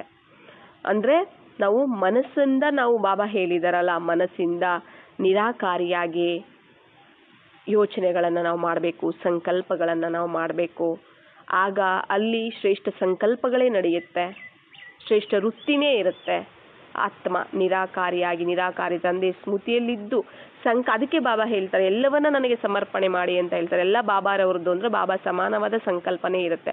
ಸಂಕಲ್ಪನೂ ಸಹ ನಾವು ಬಾಬಾರವರಿಗೆ ಸಮರ್ಪಣೆ ಮಾಡಬೇಕು. ಇಲ್ಲಿ ನಾನು ಮಾಡ್ತಿದ್ದೀನಿ ಸಂಕಲ್ಪ ಅನ್ನೋದು ಸಹ ಬರಬಾರದು ಇಲ್ಲಿ. ಆದ್ದರಿಂದ ಈ ದೇಹ ನಾನು ಅನ್ನೋದ್ರಿಂದನೇ ತಾನೇ ಇದೆಲ್ಲ ಬಂದಿದೆ. ಈಗ ಆತ್ಮ ನಿರಾಕಾರಿಯಾಗಿ ಮನಸ್ಸಿಂದ ಶ್ರೇಷ್ಠ ಸಂಕಲ್ಪಗಳನ್ನು ಕ್ರಿಯೇಟ್ ಮಾಡುತ್ತೆ. ಮತ್ತು ಬುದ್ಧಿನೂ ಒಂದು ಏನು ಮಾಡುತ್ತೆ, ವಿಜುವಲೈಸೇಷನ್ ಇರ್ಬೋದು, ಅದನ್ನು ಶ್ರೇಷ್ಠವಾಗಿಯೇ ತಯಾರು ಮಾಡುತ್ತೆ. ಮತ್ತು ಆ ಬುದ್ಧಿನೂ ಸಹ ಶಕ್ತಿಶಾಲಿ ಆಗ್ತಾ ಪವಿತ್ರವಾಗ್ತಾ ಹೋಗುತ್ತೆ. ಮತ್ತು ನಿರ್ಣಯಗಳು ಸಹ ಅಷ್ಟೇ ಶ್ರೇಷ್ಠವಾಗೂ ಸಹ ಇರುತ್ತೆ. ಮತ್ತು ಯಾವುದು ಸಂಸ್ಕಾರಗಳು ಸಹ ಹಾಗೇನೆ ಶ್ರೇಷ್ಠವಾಗಿ ತಯಾರಾಗ್ತಾ ಹೋಗುತ್ತೆ. ಆತ್ಮಿಕವಾಗಿ ಗುಣಗಳಿಂದ ಕೂಡಿರುವಂಥ ಸಂಸ್ಕಾರಗಳೇ, ದೈವಿ ಗುಣಗಳಿಂದ ಕೂಡಿರೋ ಸಂಸ್ಕಾರಗಳೇ ತಯಾರಾಗ್ತಾ ಹೋಗುತ್ತೆ. ಈಗ ಮನಸ್ಸಿಂದ ನಾವು ಯಾರ್ಯಾರಿಗೆಲ್ಲ ಏನೇನೆಲ್ಲ ನಾವು ಮಾಡ್ತಾ ಬಂದಿದ್ದೀರಿ, ಬೈಕೊಳ್ತಾ ನಿಂದನೆ ಮಾಡ್ತಾ ಬುದ್ಧಿ ಇಂದ ನಮ್ಮ ಸಂಸ್ಕಾರ ಎಷ್ಟೋ ಜನಗೆ ಅಲ್ವಾ, ಇವ್ರದ್ದು ಯಾವ ಸಂಸ್ಕಾರನೇ ಸರಿ ಇಲ್ಲ ನೋಡಿ, ಅವ್ರ ಸಂಸ್ಕಾರ ಯಾವ ಥರ ಇದೆ ಅಂತ ಹೇಳಿ ಬೇಜಾರು ಮಾಡ್ಕೊಳ್ತಾರೆ, ನೋವು ತಿಂತಾರೆ, ದುಃಖ ಪಡ್ತಾರೆ. ಎಷ್ಟೋ ಮಂದಿ ಇರ್ತಾರಲ್ಲ ಸಂಸ್ಕಾರ ನೋಡಿಬಿಟ್ಟು. ಮತ್ತು ಬುದ್ಧಿ ಮತ್ತು ಮನಸ್ಸು, ಅವ್ರ ಯೋಚನೆಗಳು ವೈಬ್ರೇಷನ್ನು ಬರುತ್ತೆ, ಮನಸ್ಸಿನ ಒಂದು ಯೋಚನೆಗಳು ವೈಬ್ರೇಷನ್ನು ಹೋಗುತ್ತೆ ಅದು ಸಹ ಅವರಿಗೆ ದುಃಖ ಕೊಡುತ್ತೆ. ಅದು ನಾವು ಮನಸ್ಸು ಸೂಕ್ಷ್ಮವಾದ ಇಂದ್ರಿಯಗಳಿಂದನೂ ಸಹ ನಾವು ಮಾಡಿರ್ತೀವಿ. ಇಲ್ಲಿ ನಾವು ಅದನ್ನು ಸಮಾಪ್ತಿ ಮಾಡ್ಕೊಂಡಿಲ್ಲ ಅಂದರೆ ಅದೇನಾಗತ್ತೆ, ಧರ್ಮರಾಜಪುರಿಯಲ್ಲಿ ನಾವು ಶಿಕ್ಷೆಯನ್ನು ನಾವು ಅನುಭವಿಸ್ಬೇಕಾಗತ್ತೆ. ಇಲ್ಲಿ ನಾವು ಪ್ರಕೃತಿಯಿಂದ ಇಲ್ಲೇ ಸಮಾಪ್ತಿ ಮಾಡ್ಕೋಬೇಕು, ದೇಹದ ಕೂಡ ಇಲ್ಲೇ ಸಮಾಪ್ತಿ ಮಾಡ್ಕೋಬೇಕು ನಾವು. ಇಲ್ಲಿ ಯಾವುದು ಪ್ರಕೃತಿಯಿಂದ ಏನು ಲೆಕ್ಕಾಚಾರ ಇದೆ, ದೇಹದಾರಿಗಳ ಜೊತೆ ವೈಭವ ಇವುಗಳೆಲ್ಲ ಏನೇನು ಲೆಕ್ಕಾಚಾರ ಇದೆ ಅದೆಲ್ಲವೂ ಇಲ್ಲೇನೆ ನಾವು ಸಮಾಪ್ತಿ ಮಾಡ್ಕೋಬೇಕು ಎಲ್ಲನೂ. ಎಲ್ಲ ಮನಸ್ಸಿಂದನೂ ಸಹ ಯೋಗದ ಮೂಲಕ ಇಲ್ಲೇ ಸಮಾಪ್ತಿ ಮಾಡ್ಕೋಬೇಕು. ಮನಸ್ಸಿಂದ ಏನಾದರೂ ಉಳ್ಕೊಳ್ತು, ಮನಸ್ಸು ಬುದ್ಧಿ ಇವುಗಳಿಂದ ಉಳ್ಕೊಳ್ತು ಮನಸ್ಸಿಂದ ಅಂತಂದರೆ ಧರ್ಮರಾಜಪುರಿಯಲ್ಲಿ ಅದು ಸಮಾಪ್ತಿ ಆಗುತ್ತೆ. ಅದು ಉಳಿದಿರೋದೆಲ್ಲನೂ ಸಹ ಆಲ್ಮೋಸ್ಟ್ ಆಲು ಎಲ್ಲ ಇಲ್ಲೇ ಸಮಾಪ್ತಿ ಮಾಡ್ಕೋಬೇಕು. ನಾವು ಸಮಾಪ್ತಿ ಮಾಡ್ಕೊಂಡಿಲ್ಲ ಅಂದರೆ ಧರ್ಮರಾಜಪುರಿಯಲ್ಲಿ ಶಿಕ್ಷೆ ಇರುತ್ತೆ ನಮಗೆ. ಅಲ್ಲಿ ಎಲ್ಲ ತೋರಿಸ್ಬಿಟ್ಟು, ನಮಗೆ ಒಂದು ಪರದೆ ಮೇಲೆ ತೋರಿಸ್ಬಿಟ್ಟು ಈ ಥರ ಮಾಡಿದೆ ನೋಡು, ಈ ಥರ ಮಾಡಿದೆ ನೋಡು ನೀನು ಅಂತ ಧರ್ಮರಾಜ ಏನು ಮಾಡ್ತಾನೆ, ನಮಗೆ ತೋರಿಸ್ತಾನೆ. ಧರ್ಮದ ಪರ ಇರ್ತವೆ ಆಗ ಬಾಬಾ. ಆಗ ನಮಗೆ ನಮ್ಮ ಒಂದು ಅಧರ್ಮ, ನಮ್ಮ ಒಂದು ಪಾಪ ಕರ್ಮನೆ ನಮಗೆ ಯಮದೂತರಾಗಿ ನಮಗೆ ಶಿಕ್ಷೆಗಳನ್ನು ಕೊಡುತ್ತೆ. ಬಾಬಾ ಏನು ಕೊಡೋದಿಲ್ಲ, ಅವ್ರು ತೋರಿಸ್ತಾರೆ, ಈ ಥರ ಮಾಡಿದೆ ನೋಡು, ಈ ಥರ ಮಾಡಿ ನನಗೆ ನಿಂದನೆ ಮಾಡಿದೆ ನೋಡು ನೀನು ಅಂತೆಲ್ಲ ಹೇಳ್ತಿರ್ತಾರೆ ಬಾಬಾ.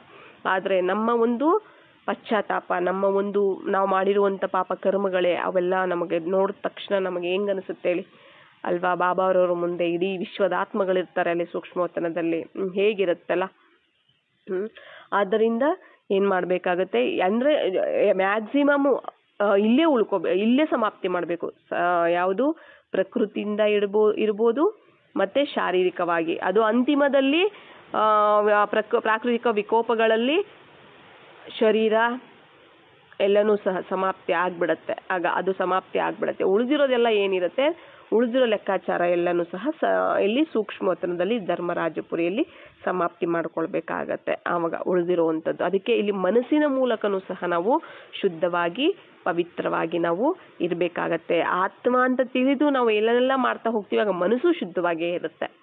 ಮನಸ್ಸಿಂದನೂ ಸಹ ನಾವು ಯೋಚನೆ ಮಾಡುವಾಗ ಕೆಟ್ಟ ಯೋಚನೆಗಳು, ಕೆಟ್ಟ ನಿರ್ಧಾರಗಳು, ಕೆಟ್ಟ ಸಂಸ್ಕಾರಗಳು ಇವೆಲ್ಲನೂ ಸಹ ಲೆಕ್ಕಾಚಾರಗಳಲ್ವ, ಇವೆಲ್ಲ ಸಹ ಸಾಲನೇ ಅಲ್ವ. ಇವೂ ಸಹ ನಾವು ಆತ್ಮಿಕವಾಗಿ ಸ್ಮೃತಿಯಲ್ಲಿರ್ತಾ ಆತ್ಮದ ಒಂದು ಶ್ರೇಷ್ಠ ಸಂಕಲ್ಪಗಳು, ಶ್ರೇಷ್ಠ ಬುದ್ಧಿ ತಯಾರಾಗುತ್ತೆ, ಶ್ರೇಷ್ಠ ಸಂಸ್ಕಾರ ತಯಾರಾಗುತ್ತೆ. ಆವಾಗ ಏನಾಗುತ್ತೆ, ಈ ಹಳೆಯದೆಲ್ಲ ಏನಿರುತ್ತೆ ಮನಸ್ಸು ಬುದ್ಧಿ ಸಂಸ್ಕಾರ ಅವೆಲ್ಲನೂ ಸಹ ಸಮಾಪ್ತಿ ಆಗ್ತಾ ಹೋಗುತ್ತೆ.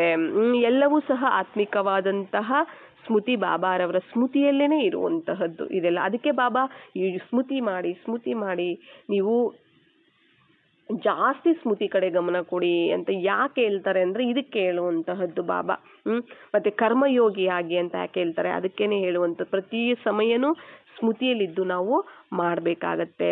ಎಲ್ಲವೂ ಸಹ ನಾವು ಇಲ್ಲೇನೆ ನಾವು ಸಮಾಪ್ತಿ ಮಾಡ್ಕೊಂಡು ಹೋಗ್ಬೇಕು. ಇಲ್ಲ ಅಂದ್ರೆ ಧರ್ಮರಾಜಪುರಿಯಲ್ಲಿ ಏನಾಗತ್ತೆ, ಶಿಕ್ಷೆಗಳನ್ನ ನಾವು ಅನುಭವಿಸ್ಬೇಕಾಗತ್ತೆ. ಮರ್ಯಾದೆನೂ ಹೋಗುತ್ತೆ, ಆಗ ಬಾಬಾ ಅವರು ಮರ್ಯಾದೆನೂ ಹೋಗುತ್ತೆ, ನಮ್ಮದು ಮರ್ಯಾದೆನೂ ಹೋಗುತ್ತೆ. ಯಾಕಂದ್ರೆ ಇಡೀ ವಿಶ್ವದಾತ್ಮಗಳು ಇರ್ತಾರೆ ಅಲ್ಲಿ, ಅವ್ರ ಮುಂದೆ ಹೋಗುತ್ತೆ ನಮಗೆ ಮರ್ಯಾದೆ. ಈಗ ನಮ್ಗೇನು ಗೊತ್ತಾಗೋದಿಲ್ಲ, ಯಾರು ನೋಡ್ತಾರೆ ಬಿಡು ಅಂತ ತಪ್ಪು ಮಾಡ್ತೀವಿ ಅಲ್ವಾ, ಯಾರು ನೋಡಲ್ಲ ಬಿಡು ಅಂತ ತಪ್ಪು ಮಾಡ್ತೀವಿ.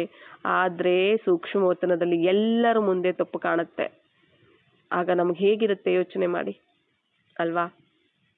ಅದಕ್ಕೇನೆ ನಾವು ಯಾವುದೇ ಇರ್ಬೋದು, ಎಲ್ಲಾನು ಈಗ ಲೆಕ್ಕಾಚಾರ ಸಮಾಪ್ತಿ ಆಗ್ತಾ ಇರುವಂತ ಸಮಯ. ಅಂದ್ರೆ ಯಾವುದೇ ಒಂದು ಅಕಾಲ ಮೃತ್ಯುಗಳಿಂದ ಹುಟ್ಟೋದು ಒಂದು ಲೆಕ್ಕಾಚಾರ ಸಮಾಪ್ತಿ, ಮತ್ತೆ ಸಾಯೋದು ಒಂದು ಲೆಕ್ಕಾಚಾರ ಸಮಾಪ್ತಿ. ಅಷ್ಟು ಈಸಿಯಾಗಿ ಹುಟ್ಟೋದಿಲ್ಲ, ಅಷ್ಟು ಈಸಿಯಾಗಿ ಸಾಯೋದಿಲ್ಲ ಅಲ್ವಾ, ಇಷ್ಟು ದುಃಖದಿಂದ ಇರುತ್ತೆ. ಅವೆಲ್ಲ ಲೆಕ್ಕಾಚಾರ ಸಮಾಪ್ತಿ. ಬೇಗ ಬೇಗ ಅಕಾಲ ಮೃತ್ಯುಗಳಾಗ್ತಿರುತ್ತೆ, ಬೇಗ ಬೇಗ ಸಾಯ್ತಿರ್ತಾರೆ, ಬೇಗ ಬೇಗ ಹುಟ್ಟುತ್ತಿರ್ತಾರೆ. ಇವೆಲ್ಲದೂ ಲೆಕ್ಕಾಚಾರ ಸಮಾಪ್ತಿ ಆಗೋದು ಇದೆ. ಯಾಕೆ ಅಂತಂದ್ರೆ ನಾವು ಯಾರಾದ್ರೂ ಶರೀರ ಬಿಟ್ಬಿಟ್ರು ಅಂದ್ರೆ ಅಳ್ತೀವಿ, ಯಾಕೆ ಇಷ್ಟು ಬೇಗ ಭಗವಂತ ಕಿತ್ಕೊಂಡ್ಬಿಟ್ನಲ್ಲ ಅಂತ ಹೇಳಿ ಅಳ್ತಾ ಇರ್ತಾರೆ ಅಲ್ವಾ. ಯಾಕೆ ಅಂತಂದ್ರೆ ಅವ್ರು ಲೆಕ್ಕಾಚಾರ ಸಮಾಪ್ತಿ ಮಾಡ್ಕೊಳ್ಳೋದಕ್ಕೆ ಅವ್ರು ಆ ಒಂದು ಶರೀರ ಬಿಡೋದ್ರಲ್ಲೂ ಲೆಕ್ಕಾಚಾರ ಅದು ಸಮಾಪ್ತಿ ಆಗಿರುತ್ತೆ ಅವ್ರದ್ದು, ಅದು ನಮಗೆ ಗೊತ್ತಿರೋದಿಲ್ಲ. ಆದ್ರೆ ನಾವು ದುಃಖ ಪಡ್ತೀವಿ. ಮತ್ತೆ ಶರೀರ ಜನ್ಮ ತಗೊಂಡಾಗೂ ಸಹ ಗರ್ಭದಲ್ಲೂ ಸಹ ಲೆಕ್ಕಾಚಾರ ಸಮಾಪ್ತಿ ಆಗುತ್ತೆ, ಹುಟ್ಟಿದಾಗೂ ಲೆಕ್ಕಾಚಾರ ಸಮಾಪ್ತಿ ಆಗುತ್ತೆ. ಅದರ ಒಂದು ಲೆಕ್ಕಾಚಾರ ಸಮಾಪ್ತಿ ಮಾಡ್ಕೊಳ್ಳೋದೇ ಅದರ ಒಂದು ಗುರಿ ಆಗಿರುತ್ತಲ್ವಾ. ಹಾಗಾಗಿ ಅದು ನಿಗದಿ ಆಗಿರುತ್ತೆ ಕೂಡ, ಇಷ್ಟು ಸಮಯ ಇಂಥ ಶರೀರದಲ್ಲೇ ಇಷ್ಟು ಸಮಯನೇ ನಾನು ಬದುಕಬೇಕು, ಆಯಸ್ಸಿಷ್ಟೇ ಇರಬೇಕು, ಎಲ್ಲ ನಿಗದಿ ಆಗಿರುತ್ತೆ. ಅದಕ್ಕೆ ತಕ್ಕ ಹಾಗೇನೆ ಅವರು ಸಹ ಜೀವನ ಮಾಡಬೇಕಾಗತ್ತೆ, ಪಾತ್ರ ಮಾಡಬೇಕಾಗತ್ತೆ. ಇಲ್ಲ ಅಂತಂದ್ರೆ ಡ್ರಾಮಾಕ್ಕೆ ವಿರುದ್ಧ ಆಗ್ಬಿಡುತ್ತಲ್ವಾ. ಇಷ್ಟಪಟ್ಟಂಗೆ ಇಚ್ಛಪಟ್ಟಂಗೆ ಯಾರು ಬದುಕಕ್ಕಾಗಲ್ಲ, ಯಾರು ಸಾಯೋದಕ್ಕಾಗೋದಿಲ್ಲ. ಅದು ಹಂಗಿರುತ್ತೆ, ಡ್ರಾಮಾ ಅನುಸಾರವಾಗಿನೂ ಸಹ ಇರುತ್ತೆ. ಹುಟ್ಟು ಅಂದ ತಕ್ಷಣ ಯಾರು ಹುಟ್ಟೋದಿಲ್ಲ, ಸಾಯ ಅಂದ ತಕ್ಷಣ ಯಾರು ಸಾಯೋದಿಲ್ಲ.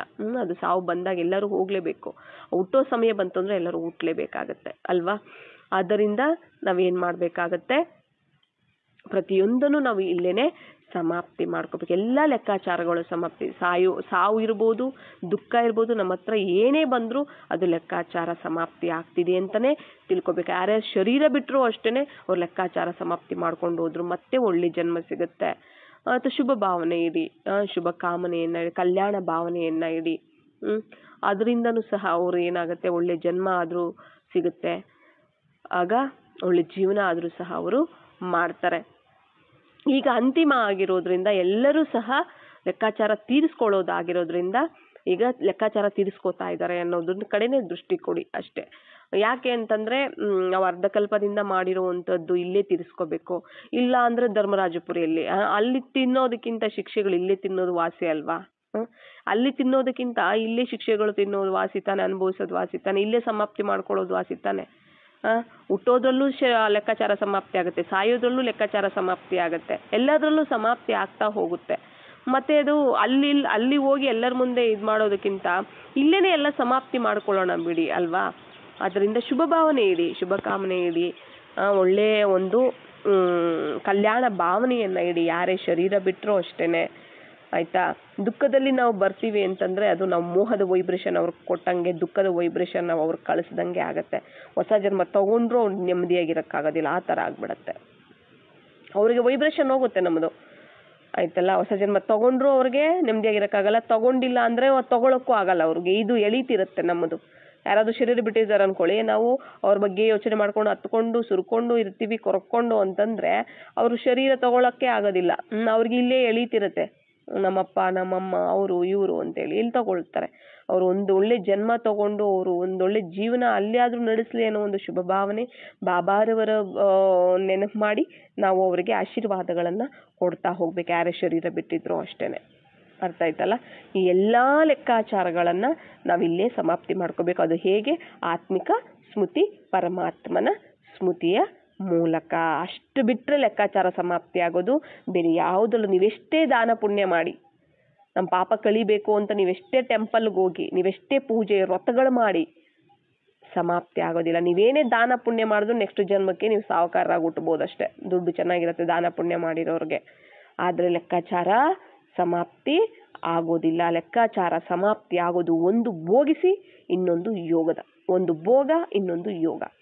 ಯಾವುದು ಬಾಬಾರವರ ಸ್ಮೃತಿ ಮೂಲಕ ಒಂದು ಲೆಕ್ಕಾಚಾರ ಸಮಾಪ್ತಿ ಮಾಡ್ಕೋಬೇಕು ನಾವು, ಇಲ್ಲ ಅಂದ್ರೆ ಅದನ್ನ ಅನುಭವಿಸಿ ನಾವು ಲೆಕ್ಕಾಚಾರವನ್ನ ಸಮಾಪ್ತಿ ಮಾಡ್ಕೋಬೇಕು. ಅನುಭವಿಸೋಕೆ ನಮ್ಗೆ ಇಷ್ಟ ಇಲ್ಲ, ನಾವು ಯೋಗ ಮಾಡಿ ಸಮಾಪ್ತಿ ಮಾಡ್ಕೋಬೇಕು. ಹೊರಗಡೆ ಇರೋರ್ಗೆ ಅವಕಾಶ ಇಲ್ಲ. ಇದು ಹೊರಗಡೆ ಪಾಪ ಅಜ್ಞಾನದಲ್ಲಿ ಇದಾರಲ್ಲ, ಅವ್ರಿಗೆ ಜ್ಞಾನ ಗೊತ್ತಿಲ್ಲಲ್ಲ, ಅವ್ರು ಭೋಗಿಸಿನೇ ಸಮಾಪ್ತಿ ಮಾಡ್ಕೊಳ್ತಿದ್ದಾರೆ. ಆದ್ರೆ ಬಾಬಾ ನಮಗೆ ಅವಕಾಶ ಕೊಟ್ಟಿದ್ದಾರಲ್ವಾ, ಯೋಗ ಮಾಡಿ ಕಳ್ಕೊಳ್ಳಿ ಮಕ್ಕಳೇ, ನನ್ನ ನೆನಪು ಮಾಡಿ ಸಾಕು ಸಮಾಪ್ತಿ ಆಗ್ಬಿಡುತ್ತೆ ಅಂತ ಹೇಳ್ತಿದ್ದಾರೆ. ಅದು ನಾವೆಷ್ಟು ಸೋಮಾರಿಗಳಾಗಿರ್ತೀವಿ, ಎಷ್ಟು ಹುಡುಗಾಟಿಕೆ, ಎಷ್ಟು ನಿರ್ಲಕ್ಷ್ಯ ಮಾಡ್ತಿರ್ತೀವಿ. ಸಮಾಪ್ತಿ ಮಾಡ್ಕೊಳ್ಳೋದಕ್ಕೆ ಈ ಜೀವನ ಅಷ್ಟೇ, ಈ ಜನ್ಮ ಅಷ್ಟೇ ನಾವು ಯೋಚನೆ ಮಾಡ್ತೀವಿ. ಈ ಸೆಕೆಂಡ್ ನಾವು ಚೆನ್ನಾಗಿರೋದಷ್ಟೇ ನೋಡ್ತೀವಿ. ಆದ್ರೆ ನಾವು ಹಿಂದೆ ಎಲ್ಲ ಏನೇನು ಮಾಡಿದೀವಿ ಅದೆಲ್ಲ ಉಳ್ಕೊಂಡಿರೋದು, ಅದು ಮುಂದೆ ನಾವು ಅದನ್ನ ಸಫರ್ ಮಾಡಬೇಕು, ಶಿಕ್ಷೆ ಅನುಭವಿಸ್ಬೇಕು, ಅದ್ರ ಬಗ್ಗೆ ಎಲ್ಲ ನಾವು ಯೋಚನೆ ಮಾಡಬೇಕು. ಬಾಬಾರವರಿಗೆ ನಾವು ಸುಪುತ್ರ ಮಕ್ಕಳಾಗಿ ಪಾಸ್ವಿತಾನರಾಗಿ ನಾವು ಹೋಗ್ಬೇಕಾಗತ್ತೆ. ಬಾಪ್ ಸಮಾನವಾಗಿ ನಾವು ಹೋಗ್ಬೇಕಲ್ವಾ, ಎಲ್ಲ ಇಲ್ಲೇ ಸಮಾಪ್ತಿ ಮಾಡ್ಕೋಬೇಕಾಗತ್ತೆ. ಹೆಚ್ಚೆಚ್ಚಿಗೆ ನಿರಾಕಾರಿ ಅಭ್ಯಾಸ, ಶರೀರ ಅಭ್ಯಾಸ, ಗಂಟೆಗೆ 1 ನಿಮಿಷ ಆದ್ರೂ ನಾವು ಮಾಡೋದಕ್ಕೆ ನಾವು ಟ್ರೈ ಮಾಡಬೇಕಾಗತ್ತೆ. 1 ನಿಮಿಷ ಆದ್ರೂ ನಾವು ಏನೇನಕ್ಕೂ ನಾವು ಟೈಮ್ ಕೊಡ್ತಿರ್ತೀವಲ್ಲ, ಪ್ರತಿ ದಿನನೂ ಸಹ 1 ಗಂಟೆಯಲ್ಲಿ ಏನೇನಕ್ಕೂ ಟೈಮ್ ಕೊಡ್ತಿರ್ತೀವಿ. ಈ 1 ನಿಮಿಷ ಆದ್ರೂ ಕೂಡ ಆ ಶರೀರ ಅಭ್ಯಾಸ ಮಾಡೋದಕ್ಕೆ ನಾವು ಟೈಮ್ ಕೊಡೋದ್ರಿಂದ ನಮ್ಮ ಆತ್ಮದ ಉನ್ನತಿನೇ ಆಗುತ್ತೆ ಅಲ್ವಾ. ನಮ್ಮ ಒಂದು ಆತ್ಮನೇ ಶಕ್ತಿಶಾಲಿ, ಲೆಕ್ಕಾಚಾರ ಸಮಾಪ್ತಿ ಮಾಡ್ಕೊಳ್ಳುವಂಥದ್ದು ಎಲ್ಲ ಸಹ ನಮಗೇನೆ ಲಾಭ ಅಲ್ವಾ. ಆದ್ದರಿಂದ ನಾವು ಪ್ರೆಸೆಂಟ್ ಅಷ್ಟೇ ನಾವು ಯೋಚನೆ ಮಾಡಬಾರ್ದು. ಅದಕ್ಕೆ ಬಾಬಾ ತ್ರಿಕಾಲದರ್ಶಿಗಳಾಗಿ ಮಕ್ಕಳೇ ಅಂತ ಹೇಳ್ತಾರೆ. ಯಾವಾಗ ನಾವು ಆತ್ಮಾಭಿಮಾನಿಗಳಾಗಿರ್ತೀವಿ, ಆತ್ಮಾಭಿಮಾನದಲ್ಲಿರ್ತೀವಿ, ಆಗ್ಲೇ ನಾವು ದಿವ್ಯ ಬುದ್ಧಿ ಓಪನ್ ಆಗೋದು, ಆಗ್ಲೇ ನಾವು ತ್ರಿಕಾಲದರ್ಶಿಗಳಾಗಕ್ಕೆ ಸಾಧ್ಯ. ತ್ರಿಕಾಲದರ್ಶಿ ಆಗೋದೇನೆ ದಿವ್ಯ ಬುದ್ಧಿ ಅಂದ್ರೆ ತ್ರಿಕಾಲದರ್ಶಿ ನಾವು ಆಗ್ಬೇಕು ಅಂತಂದ್ರೆ ದಿವ್ಯ ಬುದ್ಧಿ ಓಪನ್ ಆಗಿರ್ಬೇಕು. ಆತ್ಮದ ಸ್ಮೃತಿಯಲ್ಲಿದ್ದಾಗಲೇ ದಿವ್ಯ ಬುದ್ಧಿ ಓಪನ್ ಆಗೋದು. ನೀವು ದೇಹಾಭಿಮಾನದಲ್ಲಿ ಬಂದ್ರಂದ್ರೆ ಕ್ಲೋಸು. ಅದಕ್ಕೇನೆ ನೋಡಿ, ನಾವು ದೇಹಾಭಿಮಾನದಲ್ಲಿ ಇದ್ದಾಗ್ಲೇನೆ ನಮಗೆ ಕೋಪ ಅದು ಇದು ಎಲ್ಲ ಯಾಕೆ ಬರುತ್ತೆ ಅಂದ್ರೆ ದಿವ್ಯ ಬುದ್ಧಿ ಕ್ಲೋಸ್ ಆಗ್ಬಿಟ್ಟಿರುತ್ತೆ, ಜ್ಞಾನ ಸ್ಮೃತಿ ಏನೂ ಇರೋದಿಲ್ಲ. ನೀವು ಯಾವಾಗ ಆತ್ಮಾಭಿಮಾನಿಯಾಗಿರ್ತೀರಾ ಆಗ ಅದು ಓಪನ್ ಆಗಿರುತ್ತೆ. ಆವಾಗ ಆ ಸಮಯದಲ್ಲಿ ನೀವು ಹೇಗೆ ನಡ್ಕೋಬೇಕು ಅನ್ನೋದು ನಿಮಗೆ ಗೊತ್ತಾಗುತ್ತೆ, ಬಚಾವಾಗ್ಬಿಡ್ತೀರ ನೀವು ಆ ಸಮಸ್ಯೆಯಿಂದ. ಅರ್ಥ ಆಯ್ತಲ್ಲ. ಆತ್ಮಾಭಿಮಾನಿಗಳಿಗೆ ದಿವ್ಯ ಬುದ್ಧಿ ಓಪನ್ ಆಗಿರುತ್ತೆ, ದೇಹಾಭಿಮಾನಗಳಿಗೆ ಅದು ಕ್ಲೋಸ್ ಆಗ್ಬಿಟ್ಟಿರುತ್ತೆ. ಅದು ಬುದ್ಧಿ ಬೀಗ ಕ್ಲೋಸ್ ಆಗ್ಬಿಡುತ್ತೆ ಆ ಟೈಮಲ್ಲಿ. ಇದು ನೆನ್ಪಿಟ್ಕೋಬೇಕು ನಾವು. ಯಾವಾಗ ನಾನು ಆತ್ಮದ ಸ್ಮೃತಿ ಬಾಬಾ ಸ್ಮೃತಿಯಲ್ಲಿ ಇರ್ತೀನಿ ಆಗ ಬುದ್ಧಿ ಬೀಗ ಓಪನ್ ಆಗಿರುತ್ತೆ. ಯಾವಾಗ ನಾನು ದೇಹಾಭಿಮಾನದಲ್ಲಿ ಯಾವಾಗ ಬರ್ತೀನಿ ಆಗ ಬುದ್ಧಿ ಬೀಗ ಕ್ಲೋಸ್ ಆಗ್ಬಿಡುತ್ತೆ. ಓಪನ್ ಆಗೋದು ಯಾವಾಗ? ಸ್ಮೃತಿಯಲ್ಲಿ ಇದ್ದಾಗ. ಕ್ಲೋಸ್ ಆಗೋದು ಯಾವಾಗ? ಸ್ಮೃತಿಯಲ್ಲಿ ಇಲ್ಲದೆ ಇದ್ದಾಗ, ಆತ್ಮದ ಸ್ಮೃತಿಯಲ್ಲಿ ಇಲ್ಲದೆ ಇದ್ದಾಗ. ಆದ್ದರಿಂದ ನಾವು ಸ್ಮೃತಿಯನ್ನ ಮರೆತರೂ ಪರವಾಗಿಲ್ಲ, ಎಷ್ಟು ಸರಿ ಮರಿತೀವೋ ಅದು ಬೇಕಾಗಿಲ್ಲ ನಮಗೆ. ಆದರೆ ನಾವು ಪ್ರಾಕ್ಟೀಸ್ ಮಾಡ್ತಾನೆ ಹೋಗ್ಬೇಕು. ಅದಕ್ಕೆ ಬಾಬಾ ಪ್ರಯತ್ನ ಪುರುಷಾರ್ಥ ಮಾಡಿ ಅಂತ ಅದಕ್ಕೇನೆ ಬಾಬಾ ಹೇಳುವಂತಹದ್ದು. ಹೆಚ್ಚಿಗೆ ನಿರಾಕಾರಿ ಅಶರೀರಿ ಅಭ್ಯಾಸ ನಾವು ಪರಂಧಾಮದಲ್ಲಿ ಕೂತು ಮಾಡುವ ಒಂದು ಅಭ್ಯಾಸವನ್ನು ನಾವು ಹೆಚ್ಚಿಗೆ ಮಾಡಬೇಕು.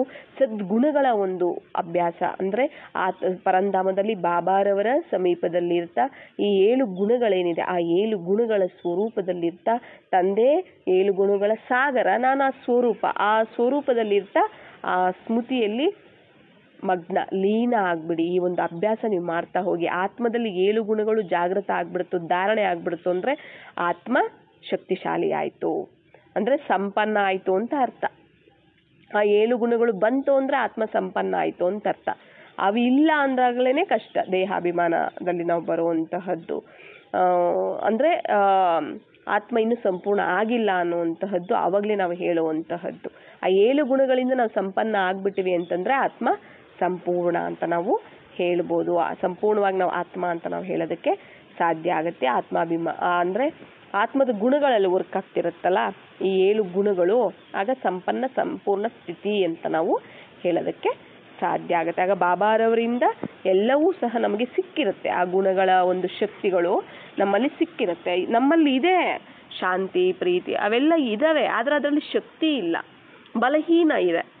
ಯಾಕೆ ಅಂದರೆ ಬಾಬಾರವರಿಂದ ಶಕ್ತಿ ತುಂಬಿದಾಗ ಅವಾಗ ಶಕ್ತಿಶಾಲಿ ಆಗ್ಬಿಡುತ್ತೆ, ಜಾಗೃತ ಆಗ್ಬಿಡುತ್ತೆ. ಅಲ್ಲಿವರೆಗೂ ಅವು ಬಲಹೀನ ಆಗಿನೇ ಇರುತ್ತೆ. ನೋಡಿ, ಸದಾ ಇರೋದಿಲ್ಲ ನೋಡಿ. ಆವಾಗವಾಗ ಶಾಂತಿ ಇರುತ್ತೆ, ಆವಾಗವಾಗ ಪ್ರೀತಿ ಇರುತ್ತೆ, ಆವಾಗವಾಗ ಸುಖ ಇರುತ್ತೆ. ಯಾಕೆ? ಇದೆ ನಮ್ಮಲ್ಲಿ, ಅದು ಅನುಭವ ಆಗುತ್ತೆ ನಮಗೆ. ಅದು ನಿರಂತರ ಇರಲ್ಲ, ಯಾಕಂದ್ರೆ ಬಲಹೀನ ಇದೆ, ಅದರಲ್ಲಿ ಶಕ್ತಿ ಇಲ್ಲ, ಬಲಹೀನ ಇದೆ. ಬಾಬಾರವರ ಸ್ಮೃತಿಯಲ್ಲಿದ್ದಾಗ ಆ ಶಕ್ತಿ ತುಂಬ್ತಾ ಹೋಗುತ್ತೆ. ಅದಕ್ಕೆ ಅಮೃತ ವೇಳೆ ಚೆನ್ನಾಗಿ ಶಕ್ತಿಗಳನ್ನು ತುಂಬಿಸ್ಕೊಳ್ಳಿ, ಸಂಜೆನೂ ಅಮೃತ ವೇಳೆ ಶಕ್ತಿಗಳನ್ನು ತುಂಬಿಸ್ಕೊಳ್ಳಿ, ಮತ್ತೆ ಉಳಿದಿರೋ ಸಮಯ ಎಲ್ಲ ಕರ್ಮಯೋಗಿಯಾಗಿ ಮನನ ಚಿಂತನೆಯಲ್ಲಿ ಏನು ಮಾಡ್ತಾ ಹೋಗಬೇಕು, ಆತ್ಮದ ಶಕ್ತಿಯನ್ನು ನಾವು ವೃದ್ಧಿ ಮಾಡ್ಕೊಳ್ತಾ ಹೋಗಬೇಕಾಗತ್ತೆ. ಆತ್ಮದಲ್ಲಿ ಶಕ್ತಿ ಚೆನ್ನಾಗಿ ಯಾವಾಗ ಆಗತ್ತೆ, ಯಾವಾಗ ವೃದ್ಧಿ ಆಗತ್ತೆ ಆತ್ಮದಲ್ಲಿ ಶಕ್ತಿ ಅಂತಂದರೆ, ಆತ್ಮದ ಸ್ಮೃತಿಯಲ್ಲಿ ಬಾಬಾ ಒಬ್ಬರೇ ಇರಬೇಕು. ಆತ್ಮದ ಸ್ಮೃತಿಯಲ್ಲಿ ಯಾರು ಇರಬೇಕು, ಬಾಬಾ ಒಬ್ಬರೇ ಇರಬೇಕು. ಸರ್ವ ಸಂಬಂಧಗಳು ಬಾಬಾ ಒಬ್ಬರೇ ಆಗಿರಬೇಕು. ಎಲ್ಲ ಕನೆಕ್ಷನ್ ಅವರೊಬ್ಬರ ಜೊತೆಯಲ್ಲೇ ಇಟ್ಕೊಂಡಿರ್ಬೇಕು, ಅವರೊಬ್ಬರನ್ನೇ ಆಧಾರ ಮಾಡ್ಕೊಂಡಿರ್ಬೇಕು, ಅವರೊಬ್ಬರ ಮೇಲೇ ಡಿಪೆಂಡ್ ಆಗಿರಬೇಕು. ಆಗ ಆತ್ಮ ಶಕ್ತಿಶಾಲಿ. ಆ ಶಕ್ತಿ ಅಂದರೆ ಶುದ್ಧ ಆಗ್ತಾ ಹೋಗುತ್ತೆ, ಪವಿತ್ರ ಆಗ್ತಾ ಹೋಗುತ್ತೆ. ಪವಿತ್ರವಾದ ಬುದ್ಧಿ, ಮನಸ್ಸು ಅವುಗಳು ತುಂಬ ಆತ್ಮದ ತುಂಬ ಬಾಬಾರವರ ಶಕ್ತಿ ಗುಣಗಳು ತುಂಬುತ್ತೆ ಅಲ್ವಾ. ಹುಲಿ ಹಾಲು ಬಂಗಾರದ ಪಾತ್ರೆಯಲ್ಲೇ ನಿಲ್ಲೋದು ಅಂತಾರಲ್ವ, ಅಷ್ಟು ಶಕ್ತಿಶಾಲಿಯಾಗಿರುತ್ತೆ ಅಂತ ಹೇಳ್ತಾರಲ್ಲ. ಅದಕ್ಕೇನೆ ಅಂದರೆ ಬಾಬಾರವರ ಗುಣಶಕ್ತಿ ಜ್ಞಾನ ಅವೆಲ್ಲ ತುಂಬಿರಬೇಕು, ಉಳ್ಕೋಬೇಕು, ಅಲ್ಲೇ ಇರಬೇಕು ಬುದ್ಧಿಯಲ್ಲಿ ಅಂತಂದರೆ, ಮನಸ್ಸು ಬುದ್ಧಿಯಲ್ಲಿ ಇರಬೇಕು ಅಂತಂದರೆ ಅಷ್ಟು ಸ್ವಚ್ಛವಾಗಿ ಪವಿತ್ರವಾಗಿರಬೇಕು. ಅಷ್ಟು ಸ್ವಚ್ಛ ಪವಿತ್ರವಾಗಿ ಇರಬೇಕು ಅಂದರೆ ಸದಾ ಬಾಬಾ ಒಬ್ಬರನ್ನೇ ನೆನಪು ಮಾಡಬೇಕು. ಜ್ಞಾನಯುಕ್ತವಾಗಿ, ಯೋಗಯುಕ್ತವಾಗಿ, ಧಾರಣಯುಕ್ತರಾಗಿ, ಸೇವೆಯನ್ನು ಮಾಡೋರಾಗಿ, ಸದಾ ಮನನ ಚಿಂತನೆ ಎಲ್ಲ ಆತ್ಮ ಪರಮಾತ್ಮ ಸ್ಮೃತಿ ಎರಡರಲ್ಲಿದ್ದು ನಾವೇನು ಮಾಡಬೇಕು, ಮಾಡ್ತಾ ಹೋಗ್ತಾ ಇದ್ದಂತೆ ಮನಸ್ಸು ಬುದ್ಧಿ ಸ್ವಚ್ಛ ಆಗ್ತಾ ಹೋಗುತ್ತೆ.